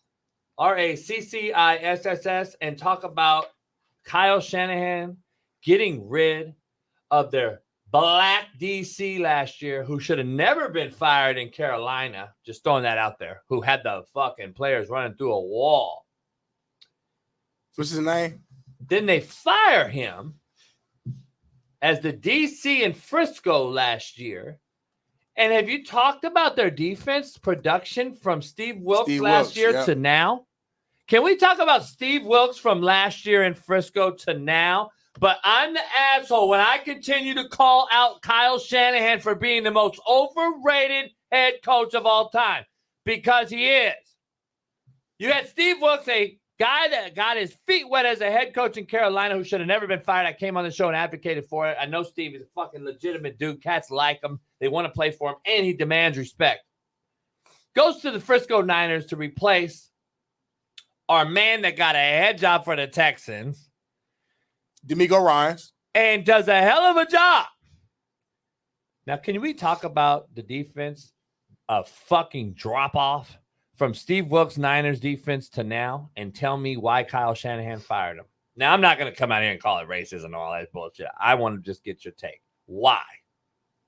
I want to know why the move was made, Kyle Shanahan. I want to know why you've never won anything as a head coach. I want to know why you're living off your daddy's name. I want to know why you've clucked off Super Bowl after Super Bowl as an OC and a head coach. I want to know why you aren't shit when CMC's out the fucking game. I want to know why you're over fucking rated. But what do I know? Go ahead, Smitty, chat, whoever you want, bring it into the conversation. I would love to hear it. Saying that he doesn't win anything is a stretch, because say what you want, he hasn't won the big game. Okay, cool. I give you that. A lot of coaches ain't won the big game, but the man gets there, has gotten there multiple times. As an offensive coordinator, he's been there. As a head coach, he's been there multiple times, been in multiple NFC championship games, and he's always in the mix. So if you want to criticize him as far as not being able to finish the job, I'm all cool with that. That's what he's – that's the only thing we can. But we can't just – take away the fact he's winning 12, 13 games a year. He's getting to the dance. He's a play away last year. The Chiefs beat him in overtime. It's not like, you know what I'm saying? So, like, I just feel like you're giving them too much criticism. You're over-criticizing them for being great, but he's not being great enough. He can't get past Andy Reid. Okay, a lot of people couldn't. As like I said, I mean, Charles Barkley, Karl Malone, these cats couldn't get past MJ. They were still great, though. There's just certain levels, there's certain coaches and teams and players that you run into who you just, hey, this is what it is. They have your number. The Chiefs have the Niners' number. The Niners in general has not beat the Chiefs since 2014 in a regular season or a playoff game. The reason why I'm bringing up the Chiefs, because that's the one team that he's proven that he can beat, point blank period. Other than that, I mean, the guy has an amazing record with the 49ers. But, you know, he's not overrated to me. He's not. Bailey, I don't need a break. He's a legend. You know, he's one of the best coaches in the league to this day. We're a real show. I talk over you to talk to the producer. You cut me off. Next time I'll probably punch somebody or something. But yeah. Noel Mazzone's here. So, Bailey, we don't need a break. I got it set up. We're good. Got the good film. Shout out to Chad and DV Sport. We got the film. We just need a bump. right? Is that right? You need a bump. You got to make sure. But I would say wait until Noah Mazone is fully on. Yeah, He's yeah, in, but no his doubt. camera's not Yeah, on. So continue going on your rant about Kyle Shanahan. Then I'll let you know when I want to bring him on. Bring Noah on, Coach. Don't bring him on. Let me introduce the man, the myth, the legend, the OG. You're a hobo producer, He's JB. been everywhere. Arizona State. Texas A&M when I played them. Niners. Not Ball State. I said A&M when he played Ball State. Yeah, it don't matter, but he wasn't. He's lucky I was injured. UCLA. He's lucky I was injured. Would have get him trouble. UCLA, the Jets. Coach Brett Favre. This guy's coached it all. Short, fast, getting tall. Let's bring our main man in, Coach Mazone. Yeah. What's going on, Coach? When I found out midweek that Smitty was injured, because I game planned my whole offense around him. We had to stop him. No shit. It's like you play the Ravens with Ray Lewis. Yeah, he can ruin your offense. One man can ruin your offense. I would have changed everything. So I had to change the whole game plan because everything was based on blocking him. I believe you had Kyle Allen, and was Kyler still there? I think Kyler might have still been. You had some cats right there at QB. Miles Garrett was on that team. You had some. I think you had Josh Reynolds. Josh Reynolds. Yeah. Ricky, Travion Williams. It was a hell of a Eric McCoy. Coach, I'm gonna be honest with you, Coach. On the way, I was on the bus when we pulled up to A&M. I literally came to tears on the bus because I looked at the environment and I'm like, "Fuck, this is my senior year. We're at Texas A&M, and I'm sitting here with a knee injury and I can't fucking play because that environment is like none other. The fans there is ridiculous." I've been at Auburn, Ole Miss, NC State, Minnesota, UCLA, Arizona State. I've been a lot of places, right? The best college atmosphere I've ever coached in. And I haven't coached in them all. And, I've played in most of them. But as far as living and coaching is Texas A&M. Is it true the fans get there the night before to, practice their cheers and stuff like that? Yeah, they do cheer. They do a yell practice Friday night at midnight. That's and there'll be 50, 60,000 people in the stands on one side of the stands. It was crazy, JB. It was crazy. I could hear it from my house. At 1 o'clock in the morning, I could hear it Friday night. You could hear them from the hotel. You could hear them yelling, doing their cheers. And y'all got them big ass bugs too. What they call cicadas? Them big ass, you know what I'm talking about? Black bugs was just landing. They was all across our sideline. Y'all might have did it on purpose to try to distract us. Maybe we had big ass bugs. That was Bill Gates, homie, and the fake mosquito. Oh my god! Yeah. I don't know what you're talking about now. Now we're not on the same thing. Now, hey, Coach, good to have you back. Wednesday, I got new film today. Shout out to DV Sports. So we got some Lamar Jackson 5-touchdown performance this Sunday against the Bucks. Yeah. Or Monday. Sorry, Monday night. Yeah, Monday night. Best quarterback in the league. Yeah. We got film already. And then we also have some Kansas City Chiefs versus Niners. Andy Reid's dominance over the Niners. I believe the Niners have struggled against them since 2014, haven't figured out a way to beat. They've had some issues with Coach Reid, but a lot of people have. But a lot of people have. A lot of people. Hey, Coach, we're having this debate right here while you were in the back sitting there, and I'm like, Kyle Shanahan to me is an overrated head coach. I think he's a good play caller, offensive guy. We all know he's great. His daddy is a legend. I just don't see they fired Steve Wilkes last year as a DC. Their defense has dropped off tremendously this year. Which was kind of weird, I thought, when that happened. Yeah, me too. I just the struggles that he's done and certain things that he's done with leads is directly, I guess, how we judge head coaches, right? Like you see Andy Reid completely polar opposite as far as with the lead and the ball, what they do versus what Shanahan's done over his career. He's never beat Spags. I think he's 0-5. He's 1-8 versus Schwartz, and he's 0-3 versus Flores. Really? As coordinator. Yeah. It's crazy, right? And he's had superior talent. I would have never guessed that.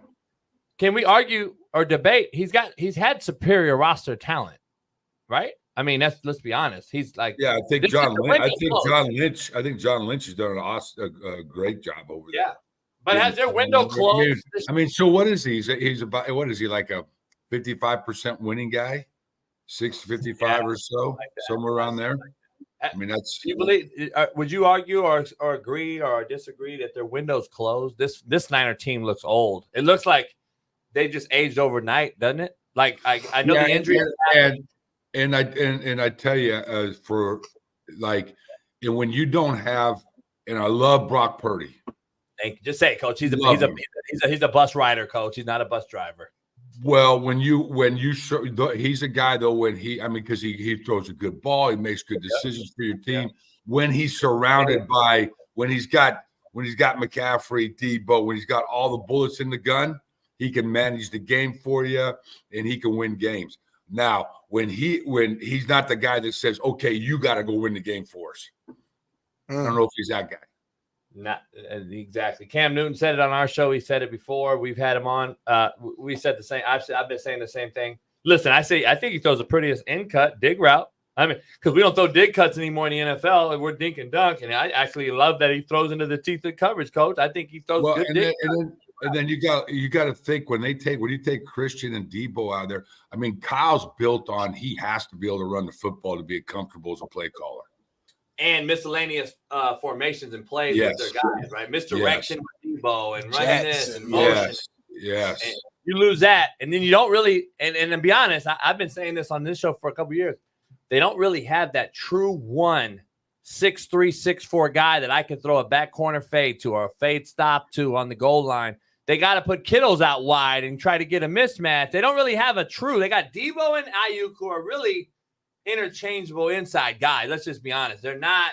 They had Jennings, and then you saw when Purdy was on, Jennings went off on the. I think he had a 10-catch night, but he's been kind of minute since. He hasn't been. Well, he was hurt. He was hurt too. Yeah. But my boy Jared Goff is balling his ass off right now.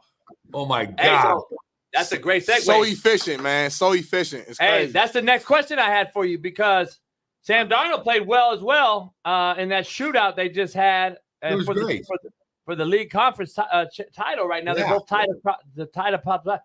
The rumor is that Matthew Stafford is possibly in rumors to be traded to the Vikings for a first and second rounder. Why do this, Coach, if you're a coach or a GM with your thinking cap on? So Kevin came from the Rams, so obviously he's got a relationship with Matt, all right? And maybe they get to that. They get to that, okay, in their minds when they look at it, they go, okay, Darnold is he could get us to the playoffs, but can he win us? He's a 10, 12, 13 win guy. He's a freaking really good quarterback, but is he that next? Is he that? There's levels to this shit, Smitty. Yeah. And this is the management's eyes. Is he at that next level to get us the Super Bowl win? Right. Is he copying McVay's model when he was with McVay and they got rid of Goff for Stafford and win the Super Bowl immediately in LA? Is he just saying we got to do the same thing because our windows are so tight in the NFL to win a title? As you've seen the Niners show, the Niners have proven our roster window time may be up, and the Lions are like, and the Vikings are like, we got to do what we got to do now, win one now. I just love. I mean, first of all, I know Jared. He actually lives in my old house in Hermosa Beach when I was coaching at UCLA. Now, my house, well, that's a whole other story. That's another deal. My house didn't. It's in the same lot. They kind of tore the one I was down. They tore it down. All right, and he built his deal.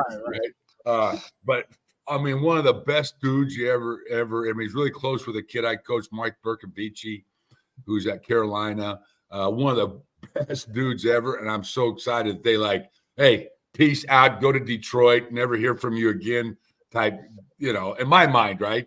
Hey, you can't get it done here in LA. Get out of here, go to Detroit. We'll never hear from you again. And now he's straight balling. And so it's like, F me, no, F you type situation, right? Yeah, it's crazy too, because this trade, even though the Rams won it, and like if we're gonna think about what have you done for me now, which is the life we live in, right? Everyone's saying, oh, the Rams won. They got rid of Goff, who lost the Super Bowl for them, couldn't get it done against the Patriots and Belichick, and lost. They only could put up 7 points and blah, blah, blah. And then we bring in Stafford, we win it overnight. Boom, win the whole thing. And now But is this trade still being judged, Coach?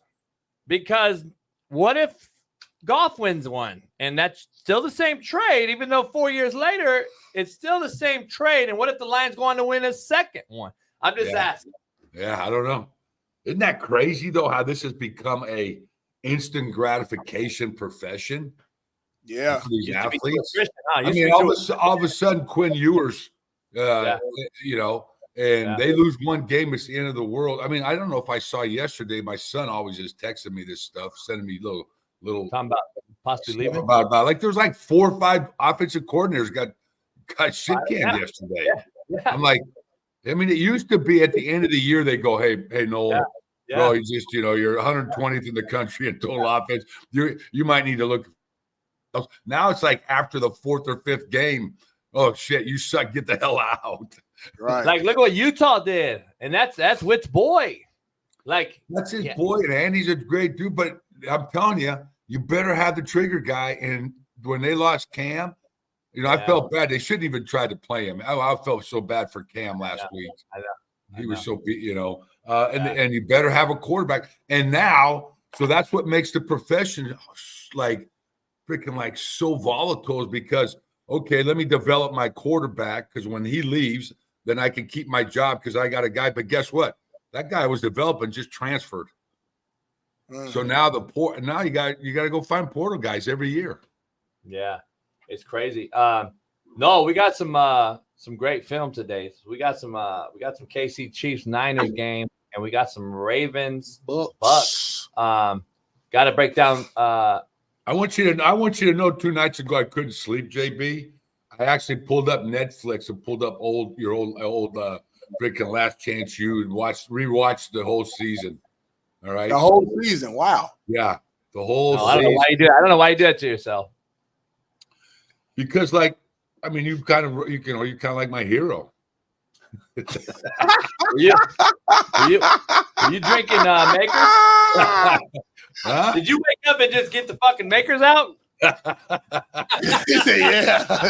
He got one ice cube in there. Hey, baby, let's take a bump and get right to brass tacks here. We got some Ravens film. We got some Chiefs Niners film. We're going to show it all. Short, fast, skinny, tall, with the greatest coach in the history of UCLA football, of Ole Miss football, of Auburn football. You ever hear from Perez? Where the hell is he? Oh, yeah, I talked to him yesterday. He's trying to get out of his house into another one, but yeah, he's out there. He's kicking. We're gonna be in Vegas actually right before Thanksgiving, and hang out there. So and then I'll be out there. I'm gonna be up there. I'm gonna be in Vegas. Are you? Yeah, that same week. When you coming here? And then I'm there for Thanksgiving week after. Where, here? Yeah. Oh, nice. All right, I'll see you then. I usually go to Pat's house for Thanksgiving, or I hosted it myself. Are you gonna be? Are you gonna be able to? Will baggage claim? Can you check my TV to get on the plane when you come to 96 inch? Like can this? Can you check that at the gate? That'd be something, wouldn't it? That'd be hilarious. All right, baby, take us to a bump. We'll be back after this with some DV Sport video for you.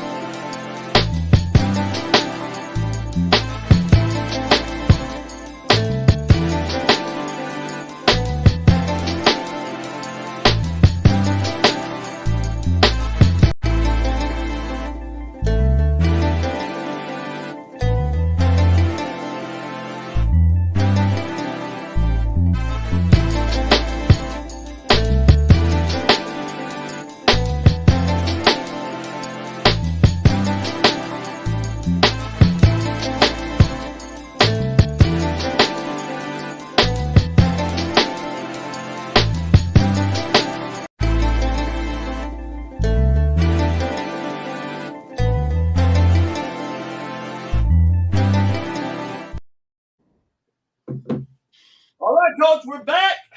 The eye in the sky. The eye in the sky don't lie, Coach. And we're on the good camera. So you guys see me all right? We got you. Let's get it going, Coach. This is last Monday night's doubleheader. Is this Tampa? Tampa Ravens, and Tampa already went down and scored. We can show that offense as well. Wow. Yeah, we got the film, Coach. We're the realest show on planet Earth, Coach. You know. We got. Hey, are you up to double-digit viewers yet? Are you at 10? Are you still in single digit? We got thousands, Coach. What? Eye in the sky, don't lie. You know how it goes. Move my camera, my phone a little bit over here. All right, what's the topic today? All right, so this is Lamar Jackson. He had a 5-touchdown night. I think that he's already third, I believe, at this age with 5 touchdowns or more in a game. He's got 5 of them, I believe. So in his career, this is a guy that's mechanically probably not the most sound guy, Coach, right? You would agree? We probably don't have the most sound mechanics as a guy who's an athlete playing quarterback versus a quarterback that's athletic. This guy's figuring it out right now. I would argue this is his best season after week 1 and 2. He's figuring it out. And how much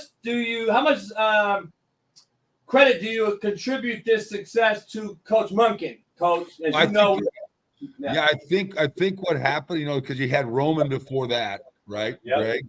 We love that. that. Who I think is like top level offensive coordinator. I think Monk came in there, and I think Monk kind of fit the pat. I think in Roman's brain he was an athlete playing quarterback. I think Monk has come in with more of a, just from me watching. I don't know if this is fact or what, but he's treating him more like a quarterback. Yeah. We're getting under center, Coach. We're getting under center now with Lamar, which we've never seen in a long time. We haven't seen in a long time. We're getting under center and play action. Bro. How about our boy Russell Wilson? What's wrong with the running game in Pittsburgh? Oh, we gotta have a face-to-face conversation with the audience on the EPA because that's not fucking gas. Oh, that looked like Seattle Russell Wilson playoff Super Bowl days. It did. And Mina Kimes, the 15-yard penalty on you for talking this shit. All right, let's dive into this. We got some Lamar. Now, we're in the gun, Coach. We're probably in 11 personnel. We call that a tight end, I'm sure. Mark Andrews, yeah. So we're probably in 11, some sort of 11P. And now we're in a bunch set. Here's the point. We got 3 receivers here. And to the right, we're on the right hash in the NFL. No, real quick, can you break down to the casual fan the difference between college hashes and NFL hashes and why these hash marks in the NFL being so tight still change the ideology of an OC and a play caller? Yeah, because you're basically playing in the middle of the field in the NFL. Always. So basically it's the same distance from that ball to each sideline. When you're tracking guys down, all right, when you're trying to out-leverage defenses, where in college they're wider, so now you have an advantage because football's all about space, numbers, and leverage, right? So now I have more space. I have a chance to create more leverage on the defense, where it's a little tougher in the NFL because you're basically always in the middle of the field. So it's 50-50 either way. In college, if this was the hash, for instance, we're trying to scheme this field over here. In exactly. The NFL, you're going to use the field. Yeah. In the NFL, he's not bothered. No. You know what I mean? So, all right, good job. It's really to the advantage of the defense, because I don't have that space out there I can get to. TikTok, come on over to YouTube, man. They're going to suspend me because of fucking deep sport. TikTok. All right, so here we go, Coach. We're at 11. We start off in the gun. Play 1, 1st and 10. And we're going to get in the gun. What I've noticed with Coach Monken, and I've critiqued over the years with Lamar, is quarterbacks are actors, right, Coach? We should be, number one, our job description should be, we should be an actor. We're trying to carry defenders with us, especially in the run game, after the ball. And that's a mechanic that we teach. I would love to see him go a little bit harder, hash number sideline guy. If I'm a triple option guy, I'm teaching the Q.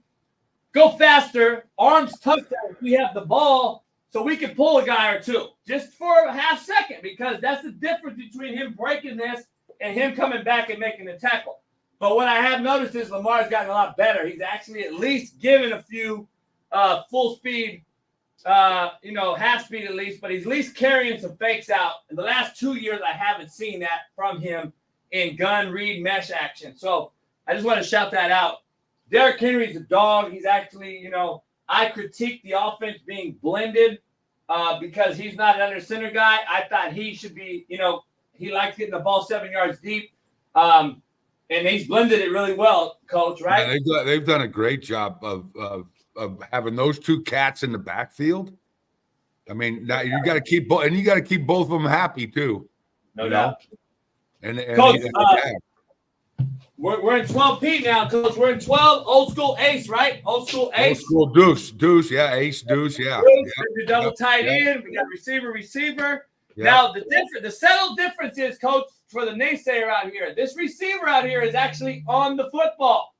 Because if you notice, the ass end of this tight end, he's off the football. So he's the move. He's the move.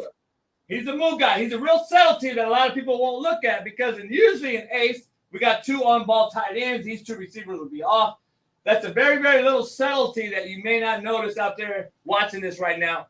But that is something you need to watch. By your formation. Like, where's the three technique? Where's the shade? All right. Where's the over? Where's the under? All that type of stuff. Coach, we got a little bit of we're almost in a barrel look on TNT, old school TNT, Coach, with a tilt. Yeah. Let me ask you, they're going to motion him across, and we're going to run some power read, Coach. And so explain this real quick. This is not an NFL traditionally ran play. No. This Quarterback is run. This is a QB +1. Coach Nolan, JB runs this in college.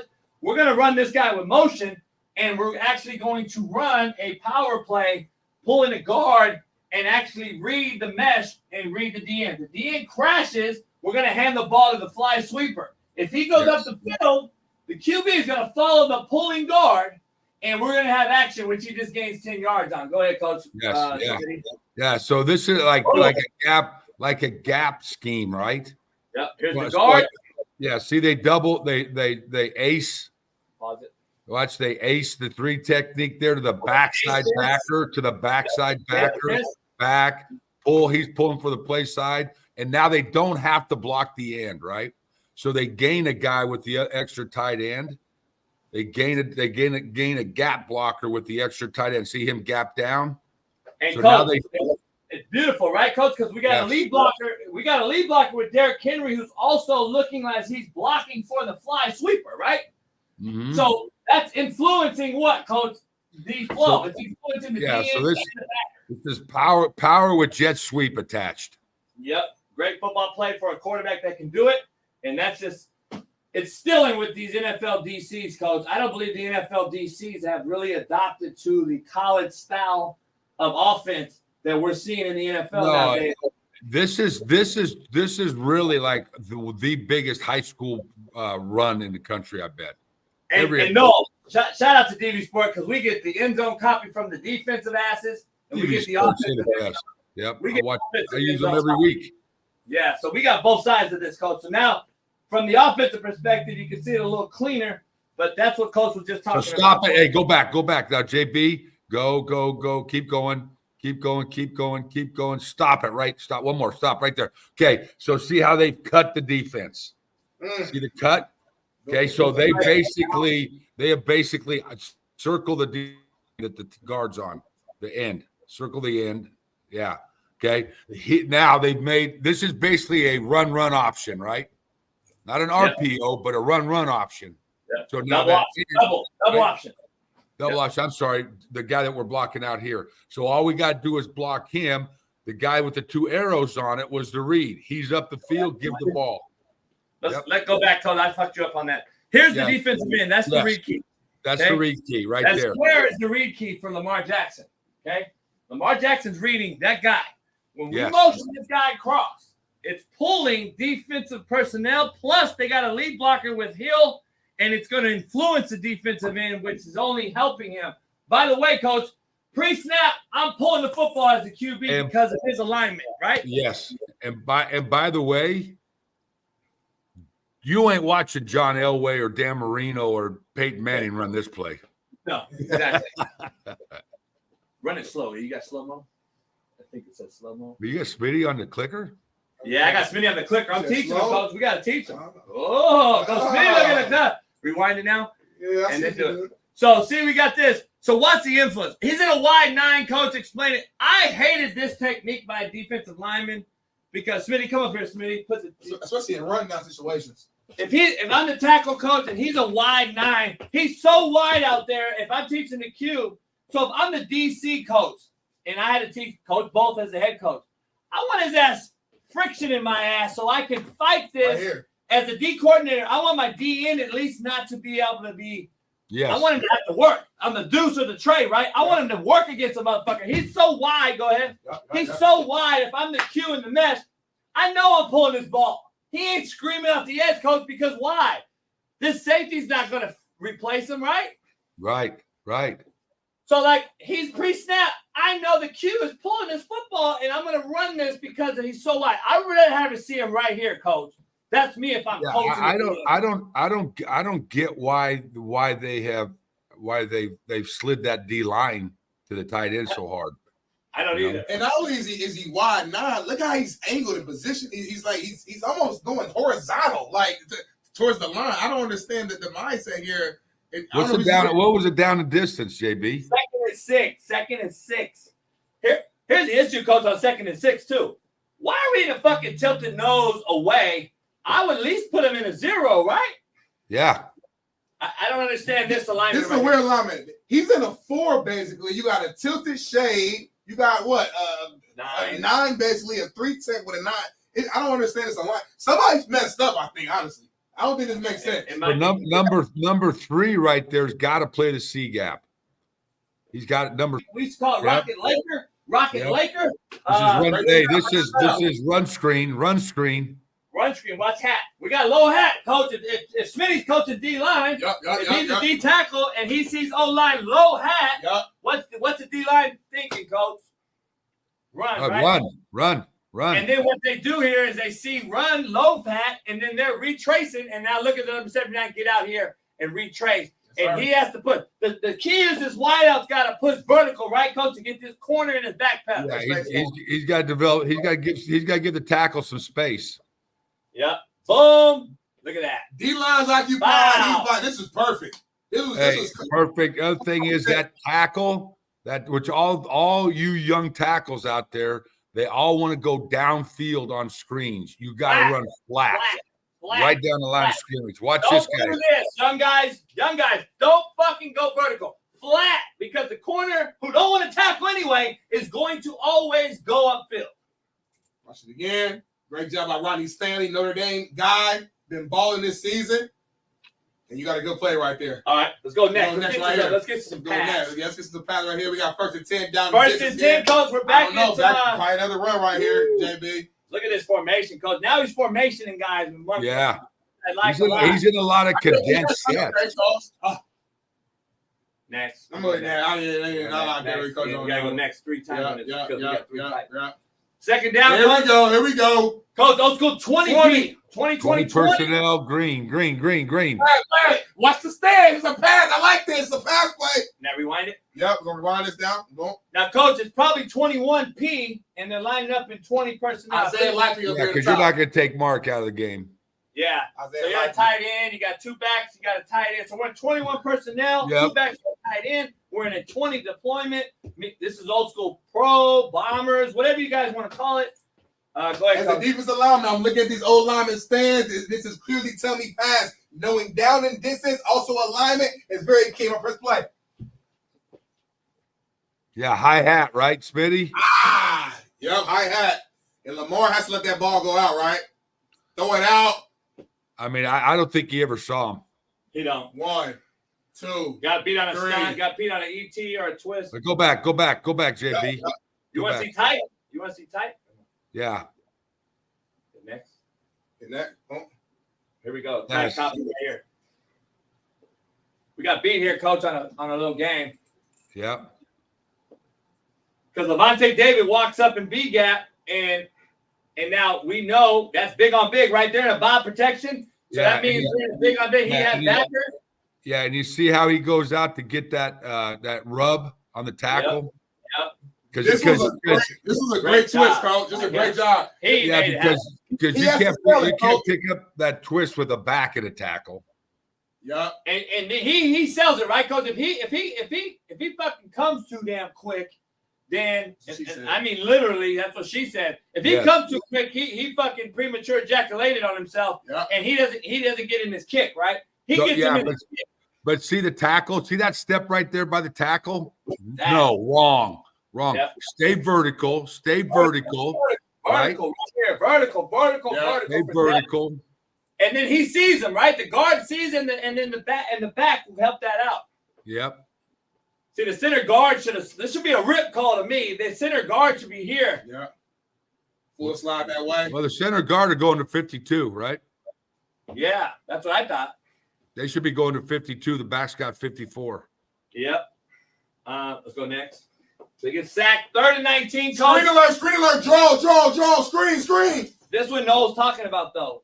Got to be untraditional on a 3rd and long situation. We need to just run drop back here because everyone knows screen and draw is coming.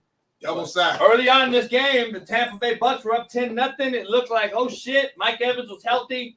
A&M guy, Godwin gets hurt. The Bucks season might have ended in this game. But early on, it looked promising. Until Marlon Humphrey got that first interception and everything kind of changed. I'm going to press next year, kind of get going, get back to offense. Yeah. I think this is when they start cooking a little bit here. You got to go the tight or wide first, though. First previous? That's the sack next. That's the sack. Let's see the sack. All right. Hit fast forward to next. Here we go, Coach. Here we go. A little 12P again or 21, depending on how you want to look at it. Little flank. Little twin. Yeah, little twins over. Yeah. Play pass. Love to see it. Woo! Right at the end of the court. I remember this play, watching it live. Hey, Lamar is ugly doing it. Watch. JP, go back. So Monk right now, he just gave up back-to-back sacks last drive, right? Yeah. So now look at him go to full slide gap protection, 7-man protection. Love it. Yeah. Yep, that's little whiskey odd protection. Yeah. Whiskey that 7-man, 2-man routes. Great point. We got sack, some big on big protection, Bob on Bob, or whatever you guys want to call it out there. And then the twist and all that, we're getting them, so they're just going to straight gap it off. Yeah, straight gap it. Watch. See how they all gap? They all gap. Yep. Good point. A good adjustment by our boy Monk. Yep, no doubt.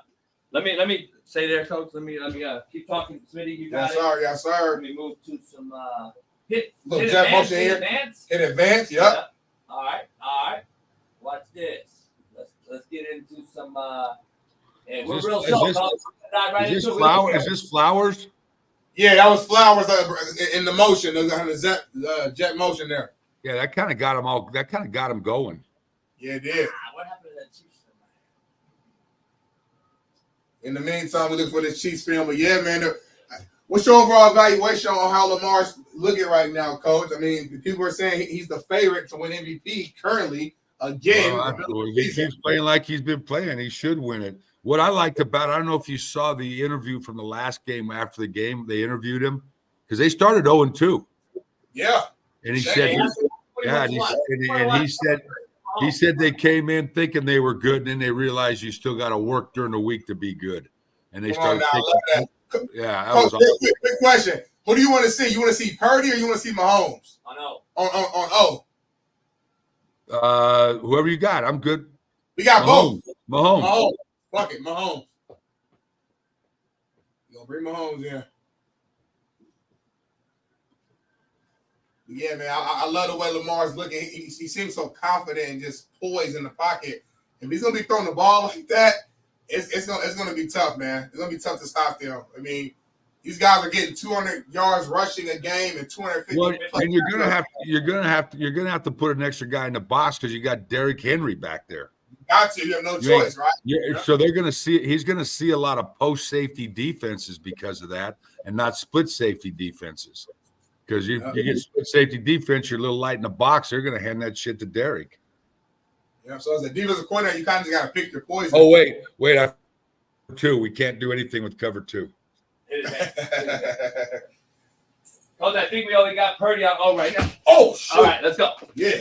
All right, Coach, let's see what we got. First play. Yeah. Bump. All right, Party, coach. Last Sunday night game, Party, Niners. Party on O. Didn't have a great game. We have 12 personnel right now, coach. Yep.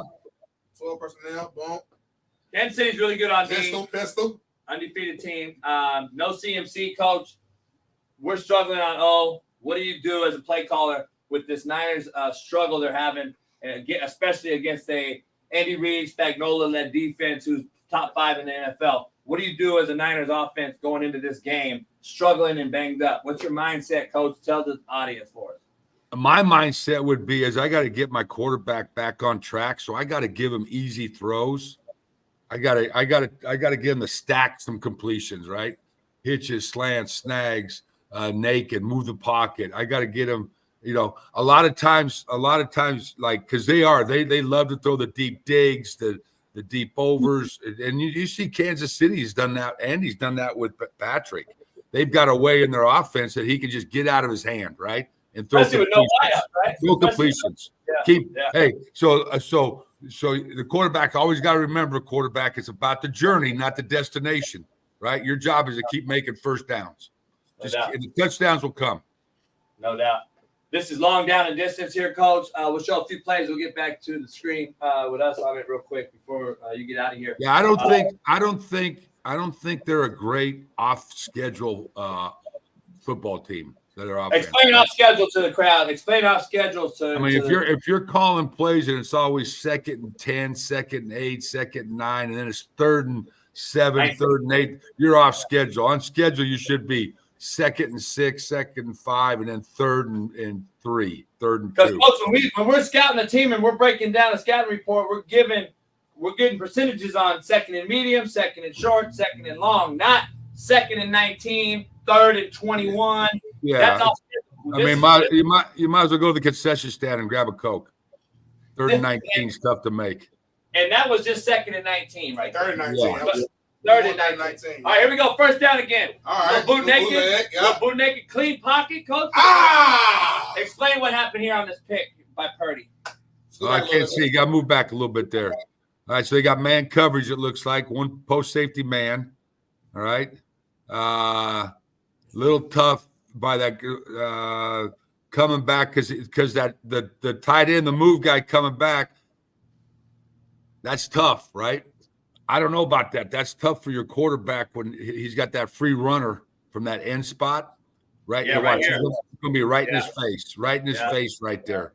Yeah. Okay. It's a bad job by usage. He's got to kick him out and keep him out. So I can pull this cue up in his pocket. But I don't know. But then he goes to the flat. So I think it's almost like he's going to be a slam flat guy. But that's tough from coming across the formation like that. This is a bad combination, coach. I don't like the combo, and here's why. I just want to break this down from the whole start. Coach, pause at the beginning. First of all, we're going to run a little banjo coverage here by the corner. He's playing inside out, meaning I'm not allowing an inside release. It is hard to try to run a curl or a comeback and run the foot and take an outside release, because if I don't get inside, I can't stack this corner that's inside, right, coach? So he's now convoluting. He's convoluting all route concepts by being inside here. And look at NFL hashes, as coach broke down to you guys earlier. This is a tough combination with an over, a flat, a guy. It's just bad spacing to me, coach. I don't know. I don't like it. Do you? Run back one more time. So what happened? You're right. They're playing a little combo on the slot, right? Yeah. With the safety. That's why the corner's inside leverage, because he knows I'm getting no middle of the field help. Okay. Yep. So safety ain't helping me. I got to protect the inside. I got to make him throw the fade. Make him throw the low percentage, right? Yep. The nickel jumps outside. See him jump outside on the slot. Yeah. Because here comes the safety. So they do a good job that safety does a good job of route reading this, right? Yep. And now comes and steals. So Purdy never saw that guy, I promise. He thought this was one free. He had the over route. Yeah. Never saw him. One more play and we'll get to back to. Plus he's having to step around the freaking end back there. 1st and 10, coach. Empty. 10P. 10 personnel, quick. That's what you want to see, right? First down. Yeah. Just keep throwing these. Keep throwing them. Keep throwing this. All fucking day. Take what they give you, right? Take what the defense gives you. Now I'm second and 3, second and 4. Oh my God! It's too high. It's too high. Mina says no against too high. But shit. that's the read key, right, Coach? Both. They're both running stick on both sides. Just a simple stick route, both sides. Yep. That's your read, right? Outside backer, quick. Yep. Go ahead. He goes inside right now. Take it. And Coach, go back. This is a 2-eye shell. Real quick, we'll break this down before we move on. This is a 2-eye shell right now. Pre-snap, we're at 2 on the roof. Now, here's what changes. When he creeps down and comes, now it turns to what we call a quarters match front coverage or some sort of match 0 now, meaning if he goes vertical, guess who has him? The safety. So it's no longer too high. It is match 0. So now he is taking him from depth.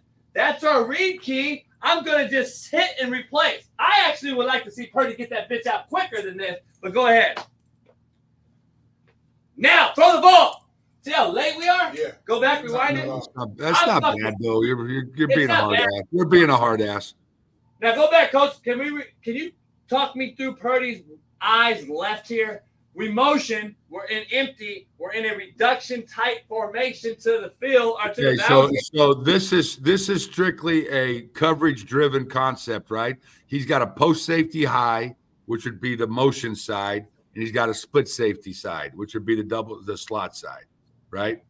So the motion, if they were to roll that to 3, they were to roll that to 3. Now whoever's the curl flat defender, he's got to either respect the motion by the back, or he's got to. So now it's just stick to back off the curl flat defender. Okay. Now, Coach, are we overanalyzing it? If you and I are coaching JUCO, if I'm back at JUCO level and I'm sitting here saying I don't know football, am I a dumbass to tell him just count numbers, Purdy? Count numbers, and go with it. Fuck the motion. Fuck 1, 2, 3, 4 bad guys versus 3. Take the stick right now. That's the only thing I'm saying with him on the Q side. There's my guy. He's my danger player. Get the ball out right now. To me, he has an extra 5. But go ahead, Coach. Show it. Especially when he creeped in the box. To me, it's late because of that. But anyway, I'm being nitpicky like Coach is saying. But I'm a QB guy. I want the ball out quick. Hot potato. Get the fucking ball out. Why did that backer creep in, you think? The motion, he bumped it. Okay. Because of the motion. Gotcha. Hey, Coach, they do roll to 1 high now. If they were to bring Will and roll to 1 high, he's working the boundary combination. Yep. Let's get back to it. Come take a bump, Brady.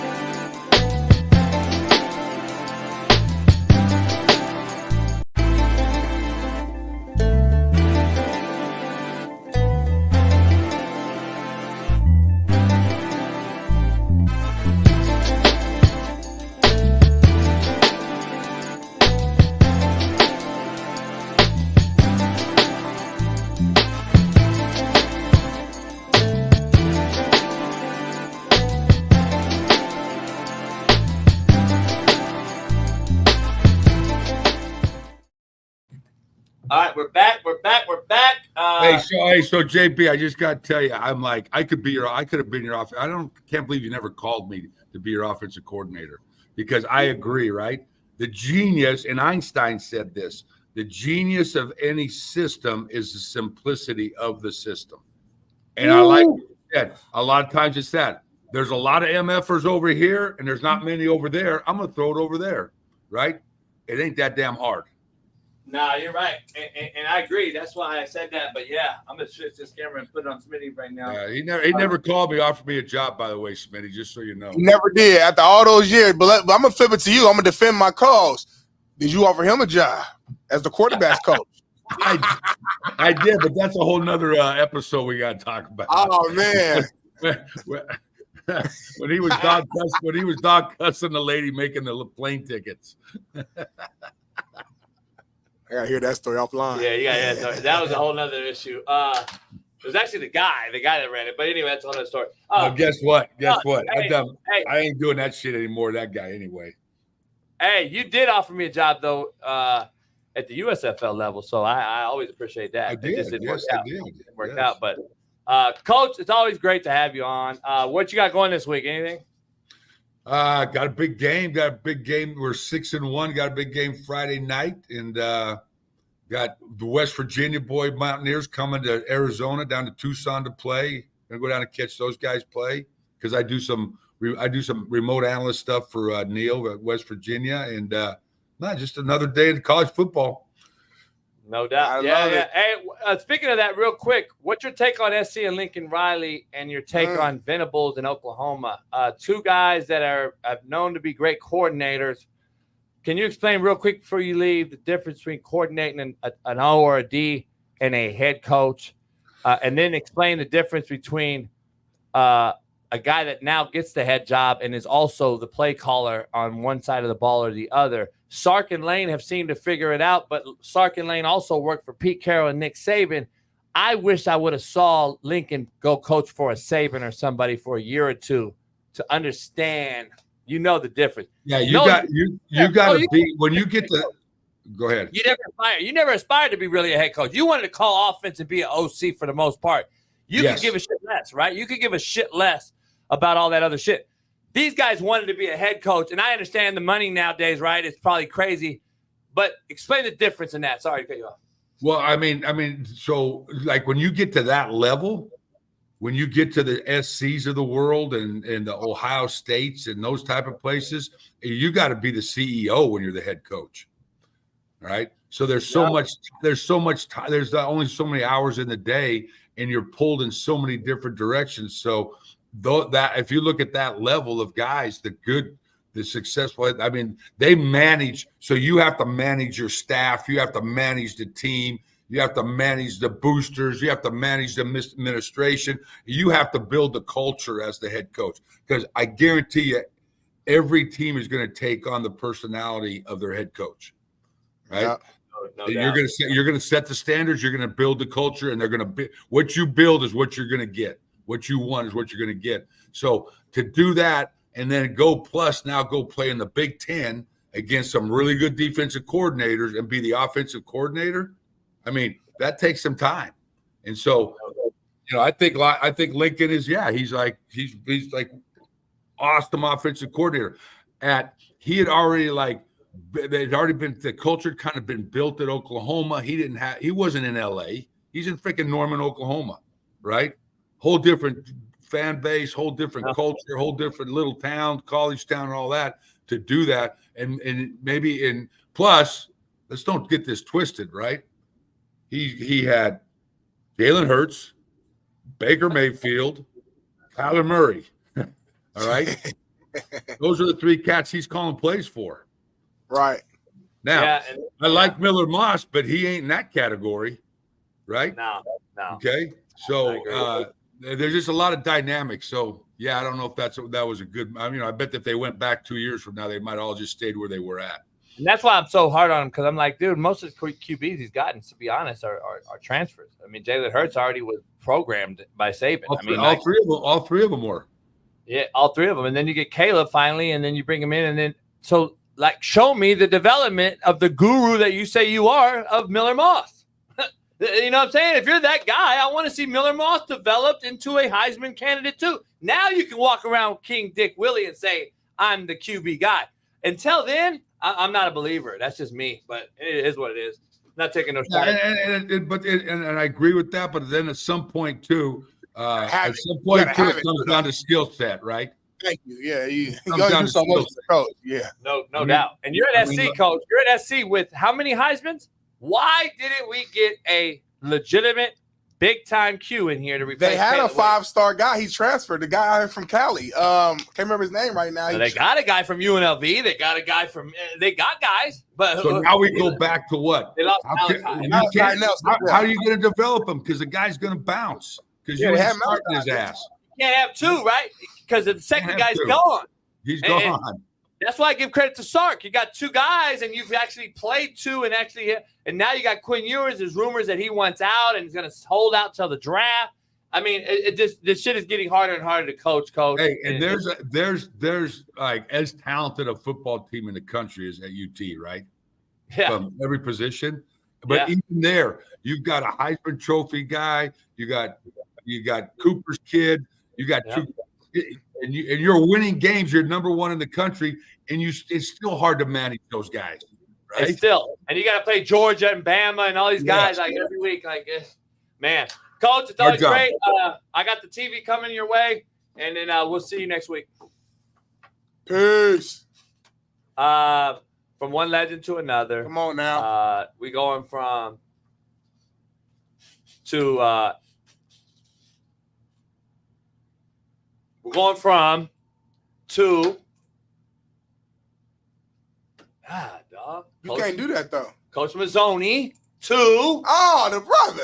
Damn, homie. White people don't do that. That's not your thing. That's not your thing. Yeah, we do. Y'all think it's something different. Coach Fred, bring him in, man. Yeah. Hey, Coach, you on the road? Are you recruiting?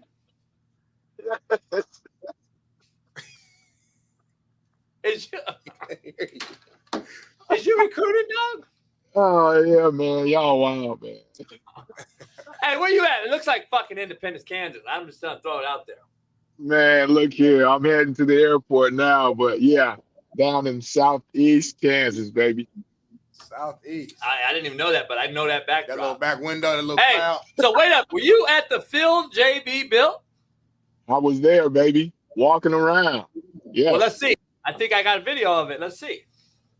Cool for show purposes to do this short little video of the house that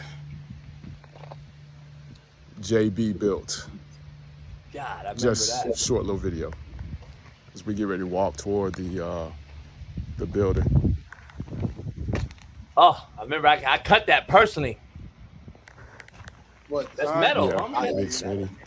I got to figure out how to flip the camera when I'm on it, but that's a whole nother story.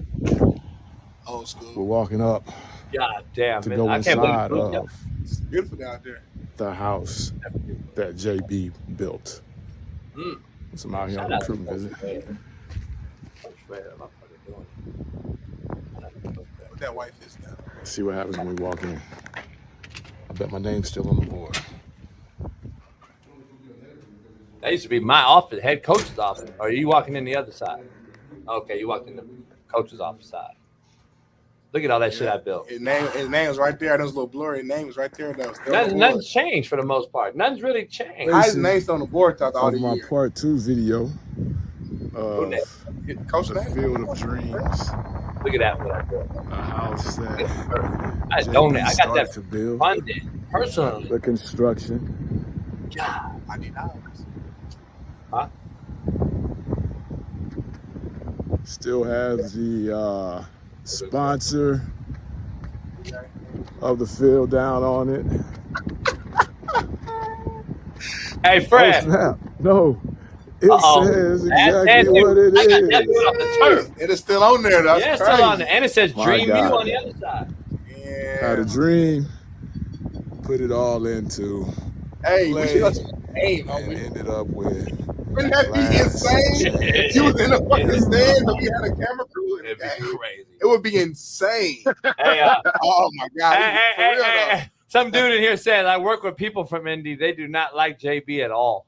At all. He said in capital letters. Hey, that turf field they sure like. And that motherfucker I got on his finger, they sure like. They ain't never had one before me, and they ain't never had one after me. But guess what? The counselor still likes you. Hey, coach, if it ain't on your mind, it'll never be on your finger. Hey, the counselor still likes you, man, and she's been there. I think she told me 30 plus years, man. Sonia? Yeah. Yeah, good. Yeah, good. Sonya. Good. Yeah, she good. Yeah. Sonya? Yeah. It's like a sister. She's name. a white lady though, big Smitty. Oh, okay, never mind. But she fuck with my brother. But that's her name, Sonya. She's the only white lady I know. Me too. She's the only white Sonya I know. Yeah, ain't no doubt. I only know white Sonya. Even Sonya from Mortal Kombat is a sister, I think. No, I never. Sonya's white. God. You play Mortal Kombat, homie. You know Mortal Kombat? No, yeah, I know Mortal Kombat. How I used to play Mortal Kombat DC Universe. Homie, me and Miss Bree played till 3 a.m. What? Sub-Zero? Not too long ago. He's like 20 years ago. Okay. Yeah, I was Brock. Yeah, but I don't know. Hey, Coach, let's get to some brass tacks here. You're on the road recruiting. Let me ask you, talent-wise, they got anything there? You going through? Did you go to all 8 schools or 7 schools now? Did you go to all 7 schools? Fort Scott now being thrown out. People don't realize Fort Scott had the Jason Pierre-Pauls, Levante Davids of the world. They're no longer there. I think Hutch is now the king of the crop there. Who, yes. By the way, I'm 3-1 verse. Where you at with this, and how's it looking now in JUCO? Just give us a JUCO perspective, because a lot of people don't realize the portal. I have been told and I've seen it's imploded JUCO for the most part, as far as what it used to be. Give us your take. It has. I got to every one of them except for Highland, which I was going to hit today, but yeah, I'm not going to be able to hit it. But it's a deal of where now it's like you can find guys there, man, that are going to be 4 for 4 kids. You can find good football players that are going to be 3 for 3. Because now those kids that are leaving high school have nowhere to go. So they're all going to Dream U. They're all going to Hutch. Your guy out in Garden City, man, he's got a gang of guys, that he's putting together, a program out there as well, man. And, it's tough in Garden City, but when you can go to a Garden City, Kansas, if nobody's ever been to Garden City, Kansas, it's really like almost the edge of the earth, Smitty. I'm talking about where you can look over and you'll fall off. If you can bring kids from South Georgia and South Florida there, you got something sight unseen. And those kids understand that, the South Floridas, the UCFs, that they were used to be able to get to, the FAUs, the FIUs, they can't get to them anymore now because those teams are now taking the transfer guys, the portal guys. Now those kids are having to funnel themselves out to Kansas, which is unlimited out-of-staters for now. But I hear the Kansas higher-ups are not really digging that, and they're trying to get that number back to where you can only have so many out-of-staters because, Independence has maybe 4 Kansas kids. Everybody else is out-of-state.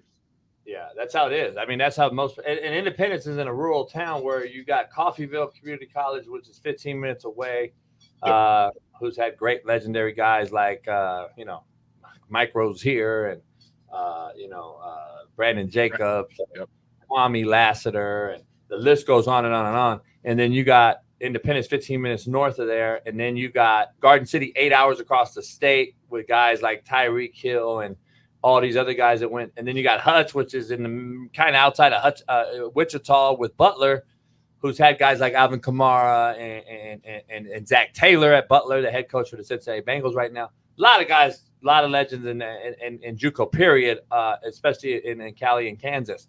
Where are you at with the just downfall of the talent level? Because JUCO used to be the transfer portal for the Power Fives and the D1s when kids got in trouble, what have you, they go JUCO. Now they sit in a portal, right? Is that really depleted JUCO? Yes. You wouldn't believe the look of some of the teams, coming out there and kind of watching practice. Coffeyville used to be monsters. You know what I mean? That D-line is not what it used to be. There's no more Brandon Jacobs, running around out there where there's, guys like boys, men versus boys, it's not that anymore. And I get it, but then, you're also going to run into, I think, more of the issues of like with the Fort Scott, they kill football altogether because the out-of-state money was not comparable to what they would get for having Kansas money, Kansas kids. You have, the rule. You get as many Kansas kids as you can to get that state money. And when you stop getting those Kansas kids in there, you stop getting that state money.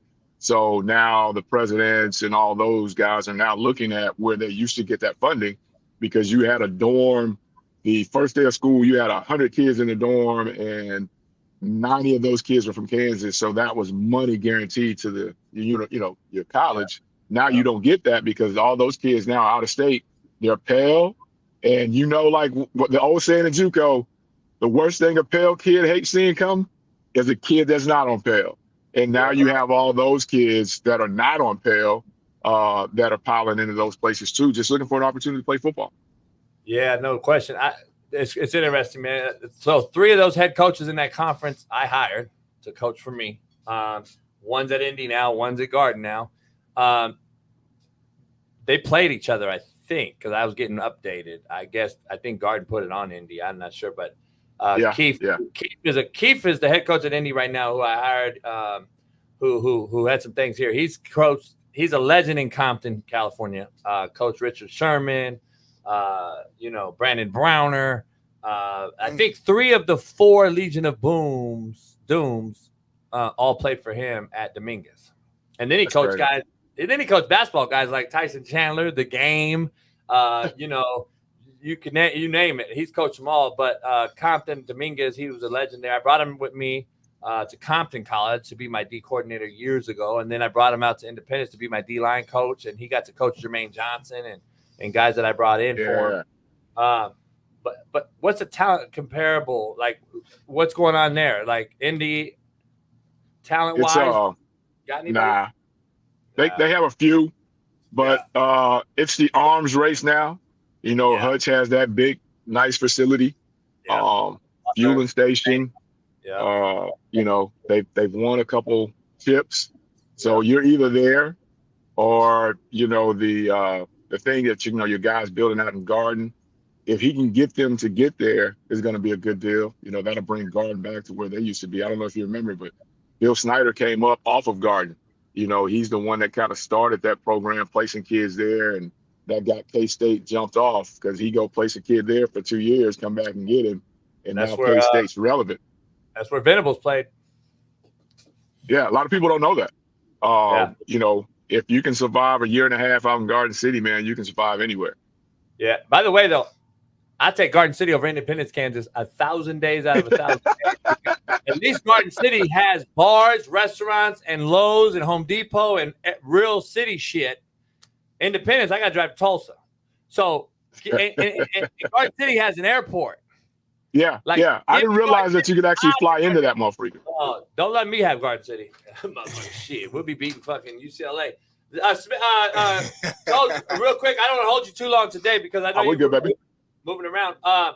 Where you at? You guys, you on a bye week, or did they throw you out on the road, or what? Nah, we're on a bye week.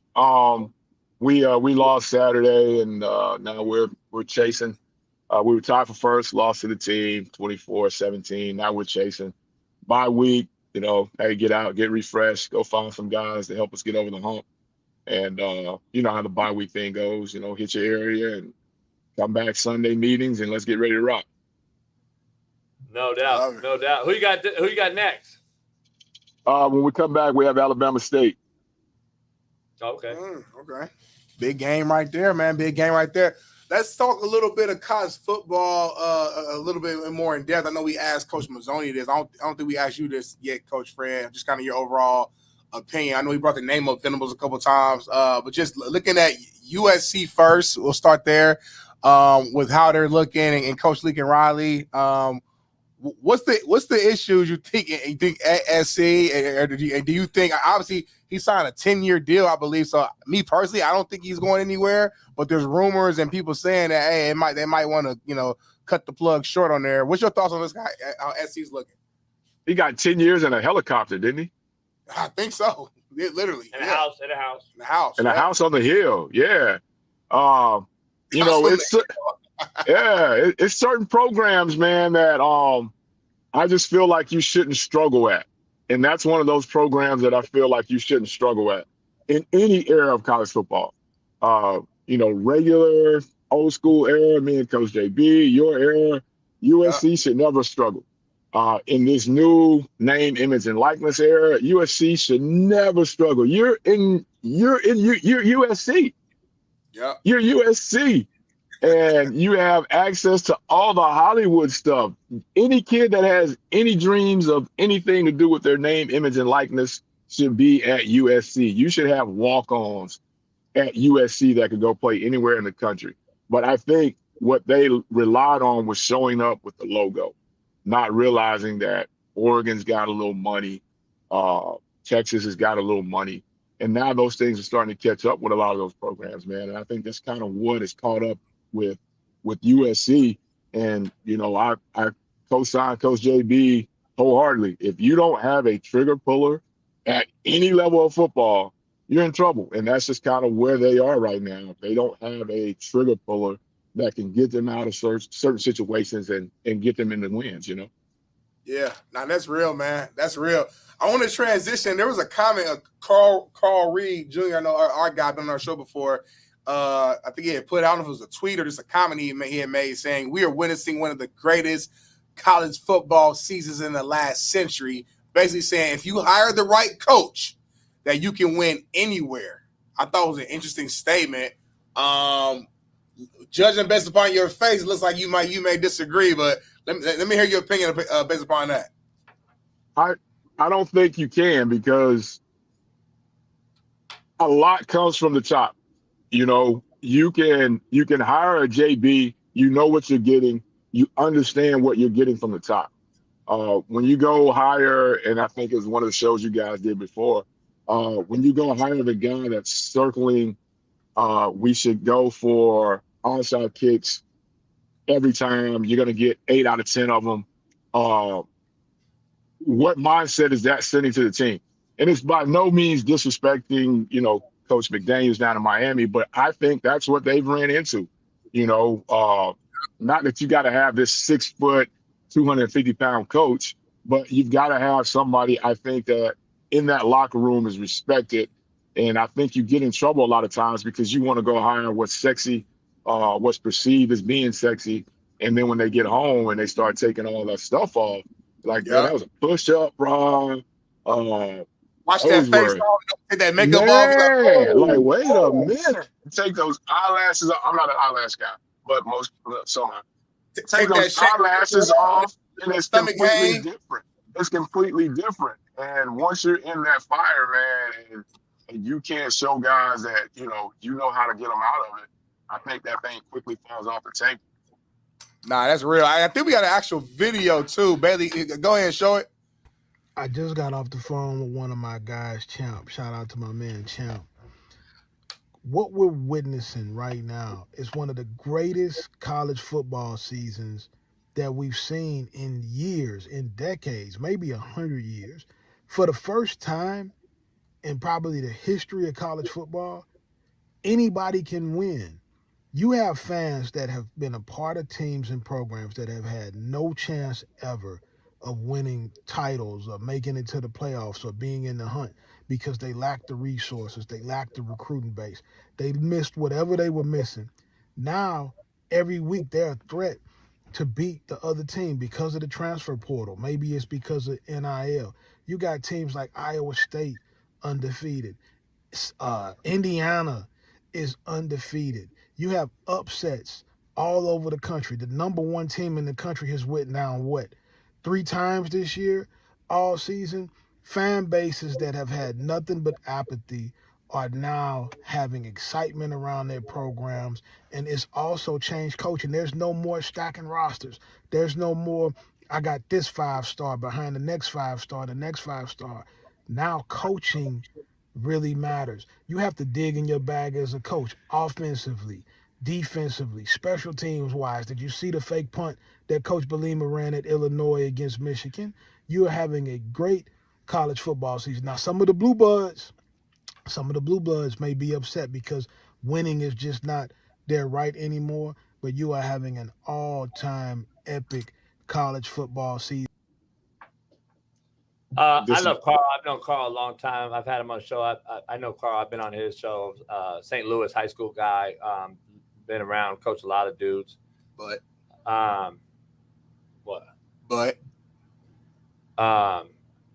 this is the worst. Go ahead, say it. I'm about to say, go ahead and disagree with it because I mean, here's why I say it, Coach. To be honest, like, just give everybody a fucking trophy then. And that's no shot at Carl. He sees it firsthand more than I do. And he has these guys on his show and all this, and he's more in tune and on the ground. But just from the eye, my eyes work, and I'm looking at there, and I don't feel sorry for you that don't have the resources and that you don't have that's a you problem, dog. It's not my problem to make everybody look equal. I'm supposed to beat your ass. That's not my issue. I think we're giving away too many trophies, man. And I just think it's creating a soft ass and a hard head. And that's why you see what we see with kids doing what they're doing at an all-time high. This is the parody of this whole thing. It's not what it is. It's not parody. I just think it's bad product. And that's my take. I'm going to be on that kick for a long time. But go ahead, Smitty. Give me your take. Well, yeah, I mean, I don't know. I look at it. You know, me and you disagree. I call it parody. You know, I now parody. Now I think I think he's a little extreme since the best football we've seen in the last. Like that's a little. I don't agree with that, but I don't think it's horrible football either. I think JB's on the side is the worst football he's ever seen. I think that's extreme. I also think Carl Reed's extreme on the other side. I think we're watching a different era of football. I still watch it. I still enjoy it. I still think we see great games on Saturday. We see great upsets. I do think it's pretty dope to be able to see Army and Navy both undefeated right now. To be able to see, I'm from Indiana, so to see IU be as dominant as they are and be undefeated, that is a great thing because I haven't seen that. I don't know when last time. So I do understand what he's saying, but overall, I still don't think the game itself from a rule standpoint, from the transfer portal standpoint, there's different factors that to me has watered it down to a degree. So that's where I'm at, Coach Fred. So just tell me this. Yeah. So every week is an upset? Yeah. That's good football? It's not an upset no more. Stop calling it an upset, though. That's the problem I have. It's not an upset. Every week, but we see Marshall every week, though. But we are seeing every week. We saw Northern Illinois beat Notre Dame. And there was 5 other games that week. 5 other teams lost in an upset. We call it, you're saying upset. It's not upset, homie. This is the norm now, right? Is it not? And I just don't. And first of all, I don't know what apathy means. I don't know what that means when he said that. But when he says that teams, I did Google it, Coach. When he says that teams that have never had the opportunity to win championships have the opportunity, who is he talking about? No disrespect. I'm just saying it now because he's on with us. Yeah. Ball State don't have an opportunity to win a championship. They don't. Indiana's looking great, but let's be real now. That quarterback's hurt. They don't have a chance. I mean, Army doesn't have a chance. Navy doesn't have a chance. I mean, it looks great through the regular season, no doubt. But when we're talking about cutting down, trimming the fat, who has an opportunity to win a national championship? They're the same people. They're the same people. Georgia, Bama, Texas, Oregon, Ohio State. If I see San Jose State and fucking Stanford and Virginia, and then I see let's just keep one team in there, and then I'll see let's just say Toledo. If I see that, all right, then let's talk. Yeah, but it's now not. It's still Clemson, Georgia, Bama, fucking. There ain't no difference. That's what people aren't seeing. I don't understand why I'm the only one on this hill. The rest of the college football is still shitty. I'm on the hill with you, Coach, because I mean, let's be honest. Everyone was singing this, and you guys give me your opinion. Everyone was singing the Texas song. Oh, they're great. They're going to win the national championship by 80. And I'm like, this is the same Texas we've seen since Vince Young's left. They do great, great, great. And then when it comes to the big one, they fall off the table. They're going to fall off the table again because it's just what happens. Now, if it was the way he was saying that Texas would mow everybody down by 30, be done. Georgia flexed on them, showed them, hey, you still Texas, we still Georgia. You know, so Vanderbilt might go 9-3 or something. Think about it. Okay, right. But at the end of the day, are we saying that Vanderbilt's going to go win a national championship? No, that's what I'm saying. That's my point, though. It's like parity. You call it. People are calling it parity. I'm like, no, it's not. This is the new norm. This is actually what's happening now. SMU might go fucking 9-2, or whatever. And they're not going to win it though, Smitty. But why is that? Why is that a a bad thing? If you go, if a team that Here traditionally goes does go Smitty. 9-3, 10-2, why is that a bad thing? Here goes Smitty. Dominant teams to beat. Everybody had about 40 points. I got they had the the gun. same It bad ain't loaded team though. to just Here lose all the goes games. I don't Smitty. get it. Why not I be? was robbing the bank. Playing well. I was robbing the bank, but I didn't want the new money. I wanted the old money that can't go in circulation anymore. How do they know that? Here goes Smitty. Smitty, that's not what we're saying. I can't speak for Coach. That's not what we're saying. But when people say it's equal from top to bottom now, no, it's not. It's still the top. The parity's in the middle. The bottom is still the bottom. Let's be honest. That's cool. If we're talking about it. But when you say everybody has an opportunity this year to win a national championship, no. That's extreme. I said that during my rant. I said he's extreme. But I can't go that far. our argument we still fighting on is you think this is still top to bottom, better football because of what you say parity. I say it's not. I think it's worse football because of the fact. And that's the problem. As a fan, I like turning my game on Saturday and not knowing if Alabama or Vandy's going to win the game. Y'all want to watch it like, oh, Bama going to win by 100. No, that's no, not fun to me. no. You and nobody else can tell me that when that game came on, you thought that Vandy was going to beat them. But we have those happen every year. Michigan got beat by App State before App State was Division I. I mean, you know, we have that every year. That was the only one, though, right? That was it. That was a big shocker. Oh, shit. We never saw it before. Now it's every week. See, stop right there. See, he looks at that as a negative. I look at that as a positive. That's where we differ. No, that's where we differ. No, this is why I look at it positive. When App State beat Michigan, it was unbelievable. Yeah. That was like an anomaly. Oh, shit. That's a shocker, right? That's great football. That's great for football. I mean, one time so often a little school got notoriety. They beat a big school. That was in 2007. Nowadays, you think it's good football because Northern Illinois beat Notre Dame. It's not. I love it. One head coach makes $10 million, Smitty. The other guy makes $200K. I don't care about that. I'm saying what I'm saying, though. I'm saying the MAC. I love seeing NIU beat Notre Dame. That's beautiful. Then what I'm saying is then pay them all the same. Pay them all the motherfucking same then. Because these dudes are beating dudes every week. Marshall beat Notre Dame. Notre Dame goes and beats Texas A&M. A&M goes fuck around and loses to Marshall. What? This is good football? Then pay everybody the same. Pay everybody the same. You over-exaggerating a little bit. It's not over-exaggerating, homie. Ain't to that level, but I hear what you're saying. Here's why I think football, and I agree with Coach Reed, because anybody can beat anybody because of how shitty it is, in my opinion, but that's a whole other thing. Say this last thing, I'm going to move us forward. All right. And you do what I say to do. But here's what I say. This is my thing, Coach. Like, let's be honest.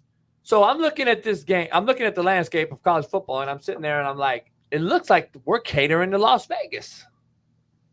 I'm looking at this betting thing is taking over, and I'm sitting there catering to Vegas and these money lines and all this old shit. Look at the games and the money that's being made on weekends that is being pushed to Vegas because we're talking about a guy, oh, shit, Ewers is in this week. Arch Manning's out. You don't think that changed the odds? First game back for playing Georgia. Like, come on, dog. I'm looking at it at a macro level now, and I'm like, hold on, dog. Something's going on because this week, every single week, I'm looking across college football, and I'm like, God damn, is this really good football, or am I tripping? Because I'm watching this thing, and I'm seeing a lot of bad football out there because there's no way you can tell me that every week I'm supposed to see Boise State should have beat Oregon, but then you're going to tell me Oregon beat the most loaded Ohio State team of all time, according to Urban Meyer. That's not an upset. Bullshit. That's bullshit. Oregon beat Ohio State ain't an upset, though. Is that an upset? How much does Ryan Day make? How much does Ryan Day make? 10 mil. And we have timing issues at the end of the game. 10 mil. Hey, I'm not counting another man's pockets, though. Hey, don't matter. Make your money. Don't matter. You are worth what they willing to pay you, Coach. Coach Fred, if they want to pay you 10 mil, take every fucking cent and dollar. I ain't going to say nothing about the pocket. Micro thinking. Go get it. No doubt. Go get it. Come on now. But to say that this is the explosion of all explosions of the last 100 years of college football, I just think is... And let me add this to it. Let me add this to it real quick. I think the communications, the telecommunications that they've added to college football and treating these cats like they're professional football players by getting the communication from the head coach or the OC to the QB is making it even worse. And you're going to see it in 3 or 4 years. You're going to come back and say, damn, JB called that shit too. Because I'm just telling you, we don't even know how to call a fucking huddle yet right and fucking protect the O-line and get the mic ID right. And we don't know who's hot or not, who's a side adjust. But I'm in my quarterback's ear in college with a fucking sign up with Stephen A. Smith on it. And I'm telling him, let's go fast. And you're telling me we're going to get better? I think it was the worst thing to put in college football. I think we're now adding to the parity by putting communications in their helmets, which is even making it worse for me. And I think it's even catering to the bettors even more. DraftKings, FanDuel, BetUS, all these guys. I think it's even catering to the bettors more. And that's why they're trying to do that. With the iPad. Now, Smitty, you could go. But I don't have no problem with them communicating. And you have the iPads. And do that. And you have the iPads. They do that at the NFL level though too, so it's gonna transition beautifully. You know, you got to prepare now. So, but anyway, we talking micro thinker. Speaking about NFL and my micro level, I love the game. Moving on to some NFL real quick because we got some time here to do this with Coach. Real quick, top 5, bottom 5 NFL. No, this is my power ranking. Power ranking. Or is this top of the 5? Is this bottom of the barrel? Well, I was saying that, but you fucked it over again. I'm used to Wednesday. Well, don't be used to that. Don't be used to that. Let's do it. I thought we would do factor cap with them. We're going to end the show with that. I'll be real quick with this list. You're going through this list. Let's do JB first, baby, since you want to cut me off. JB's top 5 NFL performances from week 7. Go ahead. Steelers. They got it done with Russell Wilson. Mina Kimes said it could never happen. And I called her out. I know Mazone called her out. EPA and the stats and data and all this old shit that y'all don't realize has watered the game down even more. But what do I know? The Steelers have come in. Russell Wilson actually had the biggest offensive production of the year for the Steelers. He got George Pickens the ball early and often and got him in the end zone so the shitbird could shut up. And that's what quarterbacks do. And people don't know, but what does JB know? Nothing. And they ran the football with Najee Harris better than they have all year. But what do I know? EPA, supposedly, it could not happen. And then you add cover 2 to it. There's no way you could get that done. Steelers are in the top 5. The Lions go beat a good undefeated Vikings team. A great game. Shout out to the Vikings and the Lions. They're both tied atop the division. I think that's going to come down to the end. And the Packers will still probably have something to say about it. And who knows? The Bears and Caleb may be able to steal something out of there too. So it's a very interesting NFC North division race. Seahawks going in and beating my lock pick of the week, Atlanta Falcons, to cover 3. Absolutely just fucking destroyed the Falcons. Who saw that coming? I didn't. Shout out to Gino, who I like a lot. And then DK Metcalf got hurt, who I think's overpaid, under-deliverer, got paid. I think the Seahawks went into Atlanta and won. They got to be on the list. The Ravens and the Chiefs, top 2. You can actually flip-flop these, but the Chiefs beat them this year, so I'm just going to roll with the Chiefs who are undefeated. But right now, who's playing better? I would probably argue the Ravens, but the Chiefs beat them head-to-head. I can't ever dismiss that. Smitty said it last year with Texas, Florida State, and Alabama. This team beat this team. It should be in, blah, blah, blah. I get it, but I also look at who's playing better now. I would say the Ravens are. And Lamar is playing better than Mahomes by far. There's not even a question there. Mahomes leads the league in interceptions. But what do I know as the most overrated quarterback of all time? Coach Fred, quick thoughts on that list before I go into my list. Quick thoughts. I like it. I just hope number 4 doesn't mess up what they have going on by making some wrong moves within the trade game. But I can get with that. All right. Wrong moves. We might want to dive into that here in a second. But let me put my list on there real quick. My top 5. I'm going to be fast on mine. Top 5 performances. I got the Chiefs at number 5. They're undefeated. They haven't lost. I get it. But to me, they haven't really looked good on offense. Defense has been balling, and kind of really controlling the team and leading the team to victory. Offense, they make plays when necessary. Listen, say what I say we want about how they look, but they're still winning games. And shout out to Andy Reid for finding a way. Every single week, they find a way. So I got to put them number 5. Number 4, I'm going with the Packers, man. Good game against the Texans. Went down to the wire. Texas went down the field, kicked the field goal under 2 minutes left, and Jordan Love came back, made enough plays to get down the field to win the game by a field goal. I like the Packers a lot. I love those young wide receivers. Jordan Love, he makes mistakes because he takes a lot of shots, deep shots down the field, but he makes up for it by the plays that he makes as well, man. I like the Packers a lot right now. Number 3, the Steelers, for all things that JB said, the same reasons why. Defense is playing out of their minds. The running game looked better than it has all season long. And Russell Wilson, a guy who I criticize a lot, started the game off struggling a little bit, but as he got going and rolling, looked very good as that game went. Play action, big time passes, and the Steelers is a real deal team in that AFC North. Number 2, the Lions. I'm a big Jared Goff guy. I don't think he gets enough credit for what he does in his league. He can make any throw on that field. The offense is explosive. Obviously, they lost Aiden Hutchinson, which I think long term in the playoffs, when it really matters the most, could hunt them and hurt them. But to your point, Coach, I'm hearing a lot of rumors about trades and people they may pick up. Coach JB mentioned that he thinks Maxx Crosby will be a great pickup or even a Myles Garrett. So we'll see what happens in this next week or so. But I like the Lions right now.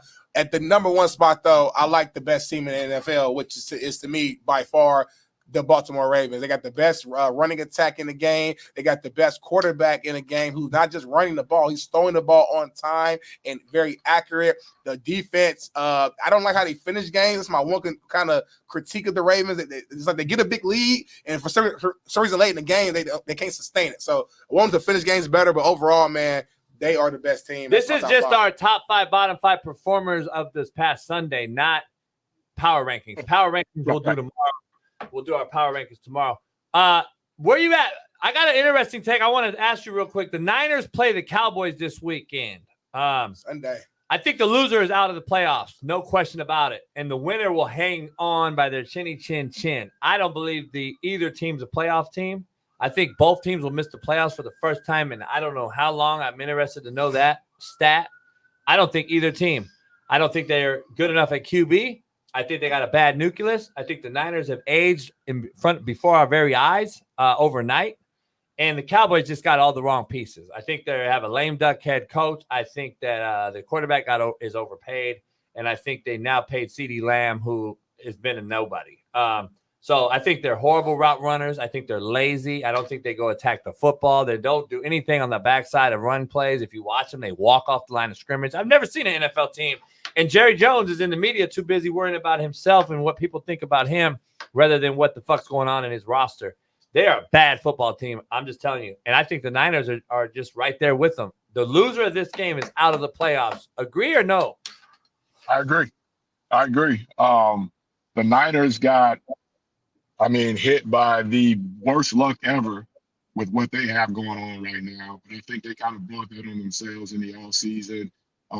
You remember right after they lost the Super Bowl, as they did the last time they lost the Super Bowl, they came out with this whole thing, we're in it next year guaranteed. And, I think they kind of talked themselves into this problem that they're having. And then the Cowboys are, again, I don't understand the preseason hype every year as to what it is. And then, again, I'm all about players getting their money just like Smitty, but to pay Dak that amount of money was just, absolutely crazy to me, knowing that you didn't have anything around him other than CD. You didn't have a run game to protect him.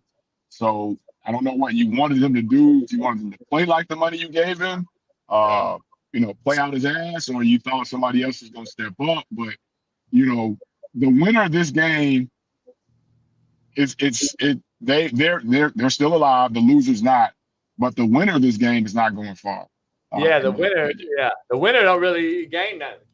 To me, I don't see them gaining like some crazy shit. I still think they're just getting by a bad team. Whoever wins this game is just a little better than the other shitty team. So, do you guys think we're seeing like a turn of the tide, so to speak, in the NFC? Meaning that, listen, the Cowboys in the regular season have been a top team for years now, right? The Niners have been arguably the number 1 team in the NFC. Them were the Eagles over the last few years. Now we're seeing a young team like Washington Commanders with Jaden Daniels kind of thrive. We're seeing the Vikings right now even thrive. The Detroit Lions. It feels like we're seeing a little bit of a shift in terms of like the kings of the NFC. Is that fair to say? I go back to JB's point. Those teams that you talk about, you got to look at the trigger pullers. And those guys that call the signal.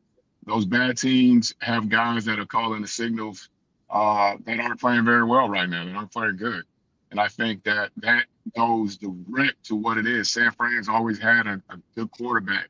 Dak's always had enough around him to get him through the regular season. You think back when Green Bay had Aaron Rodgers, he always had enough around him, but he was the guy. So you name me a team that doesn't have or didn't have a bona fide QB that was making runs. You can't, because there's none. That's the one position that I think has kind of been overlooked, so to speak. And now it's just kind of grab, pull, and play. But shouts out to Marcus Mariota for coming in and doing what he's done. I thought he was a guy that would have tanked it. But, he showed up last week and played very good. But, again, if Lamar goes down, knock, who comes in and how does he perform? And is that still the same Ravens team? I don't think so. Yeah, I don't think so either. Eddie Manyweather, shut the hell up in the chat. We got a big Cowboys fan named Eddie Manyweather that would defend the Cowboys so he turns blue in the face no matter what. They could be 0-6, 0-17, coach. He going to come in here in the comment and defend them. Jerry's just worried about interrupting practice by laying his helicopter in the middle of practice. That was a bold move, though, coach. That was baller. That was baller. I didn't understand the point of it, but I get it. It was baller.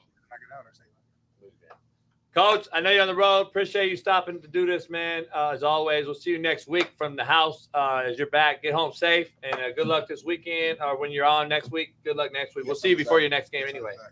Hey, I'd like to close with something. A couple questions there, Coach JB. Dear baby Jesus. Should I stop checking the mail for my cigars? A, how do I get one of those tickers? And then B, I see the new bucket cap. I'm a bucket cap guy. I think that would be, I think that'd be super dope. And then, all right. And then, do I need to send a video? Because I got to watch the intro this morning. Do I need to send a video so I can be included in the intro? What the hell? We'll see you next week. Appreciate it, buddy. I got one more thing, man. I got to close with this, man, because I thought this, I was thinking about it and I wrote it down and I was like, I got to close the show, my segment with this, man, if you allow me. But I think this is a perfect segue to it as well. You will never understand what I bring to the table until I stop bringing it to the table. Yeah, that's deep. I just said that the other day, too, as a quote. Yeah. That's where I got it from. So I just wanted to make sure that I brought it back to your memory. Hey, no doubt. Hey, I got you. Bucket hat, you need cigars? I'm bucket hat, cigars and in the video. bucket hat. There we go. What color you want? White? I'll rock that black. That works. Black? The black. This is navy blue. That's navy blue, but get Navy black. blue. Oh, I okay. got black, too. Yeah, that worked. Yeah. Black is always better, coach. Go I'll with see you black. white. I'm going to see you white one probably, too. But all right, bet. Bet that. Later. I'll talk All to you right, next coach. week. Be safe. Safe travel. Hit me up, coach. All right, brother. I got you, homie. Yeah, Hey, I need Dr. Jesse Morse's number. He asked for my address, homie. Oh, yeah. Don't touch Put it in the group chat right now, homie. All right. Don't touch me, though. So we got some bottom five real quick of our NFL as coaches headed through southeast Kansas. Stay safe. Tornado might hit you. Let's dive into our bottom five real quick. Here's my bottom five. The Raiders, the Dolphins, the Niners, the Jets, and the Falcons. All shitty, horrible performances. All shitty QB play. Tua's coming back. Hopefully he stays alive and not fucking get hurt. Niners, Purdy's overrated. Bus Ryder. Jets and Aaron Rodgers they're in a very bad situation. Falcons look like old-ass Kirk Cousins blew his Achilles straight off his motherfucking bone. The Raiders are just a fucking clusterfuck of drama. The Dolphins have an analytical guy running a spreadsheet over there with skinny jeans on with high water capris. He's fucking a joke. The Niners have the most overrated head coach of all time. The Jets fired a coach, hired another guy. He's worse. Their defense has gotten worse since they fired the other guy who's the Crow and Eagle guy. And then they got a quarterback who's 40 years old who signed his homeboy straight off Taco Bell line. And now the Jets got worse. Make it make sense. Go ahead, Smitty.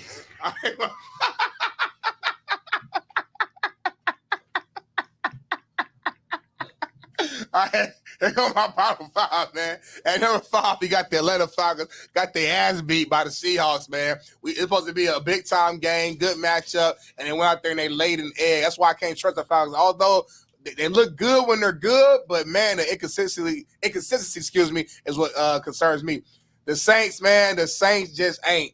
And that's what it is, man. The first 2 games of the year, they were rolling, looked like the number 1 offense in the league. Since then, they just been losing every single week, and it's another week they just look bad. Number 3, the Dolphins, man. Shout out to my coach for getting that dub, but the Dolphins, man, I know Tua's not there, but you would think with all the other weapons you have there, Waddle, Tyreek, OBJ came back, you got, A-Chain or whatever at running back. You got a lot of weapons on that team, and for them to look so pitiful offensively, I just think it's kind of you got to take a shot at Coach Mike McDaniel. I mean, you got to find a way to still get some things going and rolling with that offense. You got Huntley at quarterback, a guy who I think was a Pro Bowler, if I'm not mistaken, for 1 year. So it's not like you have some rookie back there. You have some experience at the quarterback position, and you can't get anything rolling. Number 2, the Patriots, man. They fooled us. I think like week 1, week 2 maybe. They started the season. They beat the Bengals, I think, week 1. And we thought, okay, the Patriots might be better than what we thought. No, they're exactly who we thought they would be. And we let them off the hook. They're firing Mayo already. They are. They look bad. They brother though. Him and Belichick is disagreeing. Mayo called his receivers as players soft. Belichick came out and said, no, they're not soft. It's the same players as last year. So they're going back and forth. It's a lot. It's chaos going on right now. Number 1, though, is your New York Jets. Aaron Rodgers, man, I've been a fan of Aaron Rodgers his whole career. I defend him. They're not mine. But damn, Aaron. And the reason why I'm saying Aaron, because you're the leader, you're the quarterback. At the end of the day, if y'all win, we're going to praise you. We're going to give you all the flowers. So when y'all lose, you got to take the blame. And the aura right now, the energy around New York and that Jets locker room, man, to me, it's just off right now. A-U-O-R-A. So, listen, man, it's none of a shut up. The Jets and the two teams on my list play each other this week. The irony in that. If the Jets lose this, it's a wrap. Aaron should retire. Devontae should get traded back to the Raiders, and all hell is going to break loose in New York. We got Fact or Cap, rapid fire, fast, right now. Before we get out of here, Fact or Cap, right out the gate. Let's bump it out. And then we got winnable after that. We got a meeting.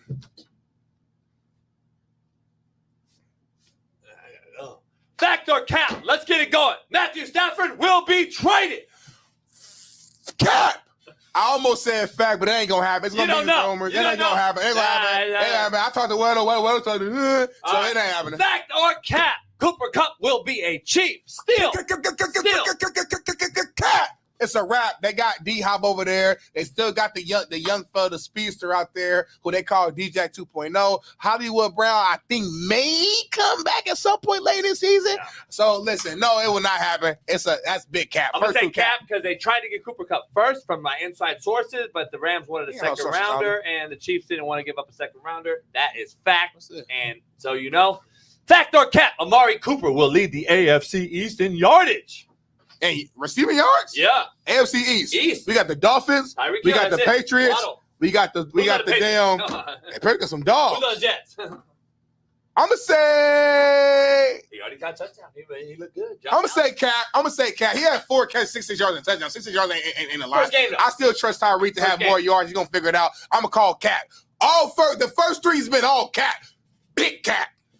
Fact or Cap, Justin Herbert is borderline a bust. Ooh-wee. Justin Herbert is not looking like who I thought he would be, but to call him a bust is a stretch too far. So I'm going to say Cap. Read it. Borderline a bust. I don't even like. That's fact. I don't like putting Justin and bust in the same sentence. The guy, he's a borderline bust. The numbers and records he has broken as a young quarterback in this league has been phenomenal. When I think about bust, I think about. Hey, Mr. 2 things can be true. 2 things can be true. Borderline bust. But when I think about bust, who you think about? Who's the bust to you? Who's bust to you? Who's the Raiders quarterback? The biggest bust of all time. What's his name? Jamarcus Russell. Jamarcus Russell. So when you think of bust, you think of Jamarcus Russell. I don't want to put Justin in that same category. The guy busted his ass. He got teams to the playoffs. He's broken records. Yeah. He's falling short. Hell yeah, but bust too far. Keep it going. Fact or Cap, the Lions will trade for Maxx Crosby. I'm gonna say fact. It's going to happen. Maxx Crosby wants to stay a Raider because he's loyal to the soil. He likes Vegas. Outlaw JB told me that. But at the end of the day, it's business. And if the Lions put out a good offer for the Raiders, they going to accept it. That's what's going to happen. And I think the Raiders love you enough, Maxx Crosby, to let you go. So I'm going to say, I'm going to say fact that's in the air. I feel it. Something's going to happen. The Raiders are another team that has to start over at some point. I'm going to say fact. Fact or cap, the Lakers got worse. Cap? How'd it get worse? I'm going to say cap too. After that one game, though. But, yeah, that's all well, you asked the question. Well, I wrote that yesterday because I wanted to see the Laker game. So that's what we saw. I'm going to say cap for right now, but it could be fact. They got JJ Redick. In 4 weeks, it could be fact.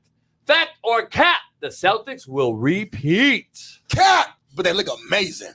They look amazing. They made 20-something threes. Who's going to fucking beat them? It's game fucking one, homie. The Bucks is going to be out there contending now in year 2 with Dame and Giannis Ice together. Dame got his little divorce situation handled. He's comfortable in the city. The Bucks going to be way – that matters, homie. The Bucks going to be way better. The Timberwolves out west. Don't let that first game fool you. And like you mentioned earlier, new player, new situation. They going to need some time to jail. Stop saying the Suns. That's not going to happen.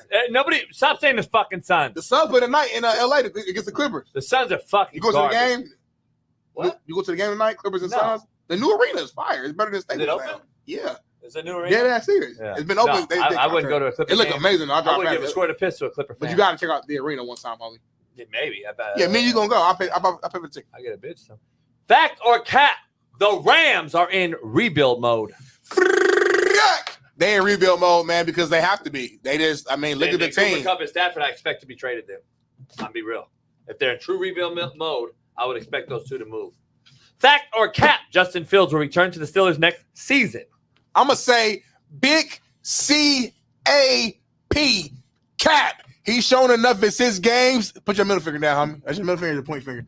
He's shown enough in 6 games to warrant the attention and trust from other teams. I think Russell Wilson will start the rest of this season, and I think Justin Fields will get another opportunity as a starter for another team. Maybe it's the Tennessee Titans. I don't know. Maybe it's the Colts. Nah, we got it. Fact or cap, titties over ass. Cap, homie, and I love titties. Titties can be small, big, medium, different shaped nipples. Like, it's different types of nice titties. But a nice ass? Stop.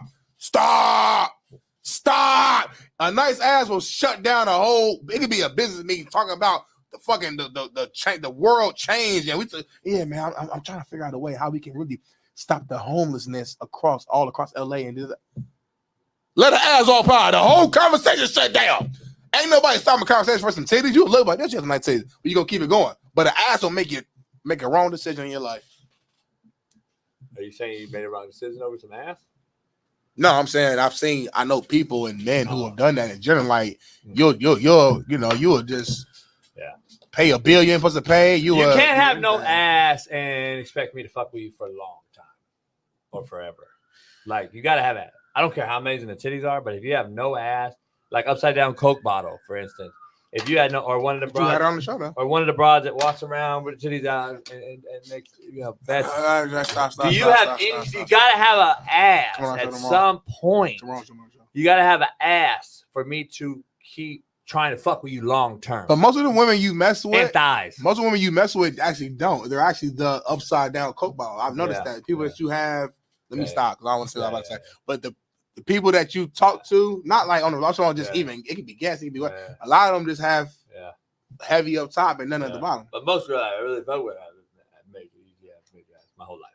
I'm not talking about I'm talking about JB at 47 years old. I'm you saying, don't know, but I'm talking about 47-year-old JB. I don't know if you use 18, 19, 20, 21, 22. I'm talking about 47-year-old JB, 50-year-old JB. I'm talking about that one. But anyway, it is what it is. You don't know me like that. But it is what it is. It's all good, though. You 48 right now? Good, yeah, I'll be 49 in February. What, homie? What you doing for your 50th? You got to do something big for the 50th. I might not make it 50. Big. I might take the boat out here, wave, and fucking flip. Yeah, honestly, cigar just smoking cigar. I'll be on the boat again this weekend, though. You stay on the boat, homie. I'm milking. The weather out there's been unbelievable. What if I robbed your boat? If you robbed it? Yeah, like hypothetically. What would you rob, though? Like just take the boat. Steal the boat. Nah, rob it.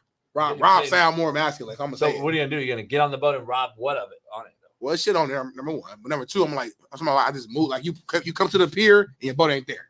That's still in the boat. But robbing sound better. No, but that's not what you would do, though. Robbing the boat. But ain't robbing is that means you got on the boat and robbed it. You took money, keys, still in the boat. That means you GTA'd my shit, homie. That's a whole other thing. I think robbing still. God, this guy's not from the hood. I think robbing still can be kind of like synonymous, homie. Fuck! He's not from the hood. Spell synonymous, homie. SYNOMONOUS. Pretty good.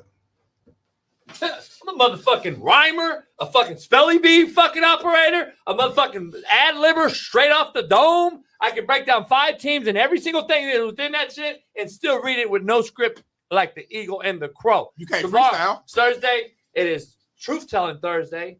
And we got Steve Kim joining us. We got Timothy joining us. We got fucking Timothy joining us. We got fucking John to John. Do you want? Huh? I can get her on tomorrow. I don't matter. But you ain't your energy weird. That's why I don't do I'm not really fucking with her. I don't do fake too well. It hurts me. Like, I'm gonna just bring her on. Yeah, whatever. Whatever. Short, fast, skinny, tall. We do it all. I see tomorrow. So short. We'll see tomorrow. If it's me solo, whatever. We might be here. We might be there. Whatever we feel. What you mean solo, homie? I got to pay rent. Why you say solo? I gotta pay rent. Why you say solo though? Like, I'm gonna be on here. I gotta pay rent though. And you. I'm missing a few days next month. I paid you yesterday. I ain't get it. I paid you. Do what? I don't know. Maybe it was a dream. I got my first payment, y'all, in about a year and a half, man. So shout out to JB, getting my first payment, and you got paid a few times. I appreciate that, man. It just feels good to.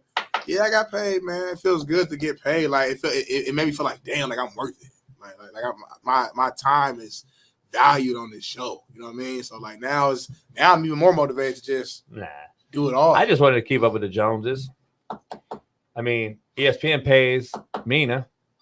She's a DEI. So I was like, fuck it. I got to pay my DEI. Anyway, tomorrow's Thursday. We'll see you tomorrow. Peace. Issues get pressed so fast, don't get sacked like bags and baggage. Smitty and Jason Brown, kill the ass a rap. We what the game's been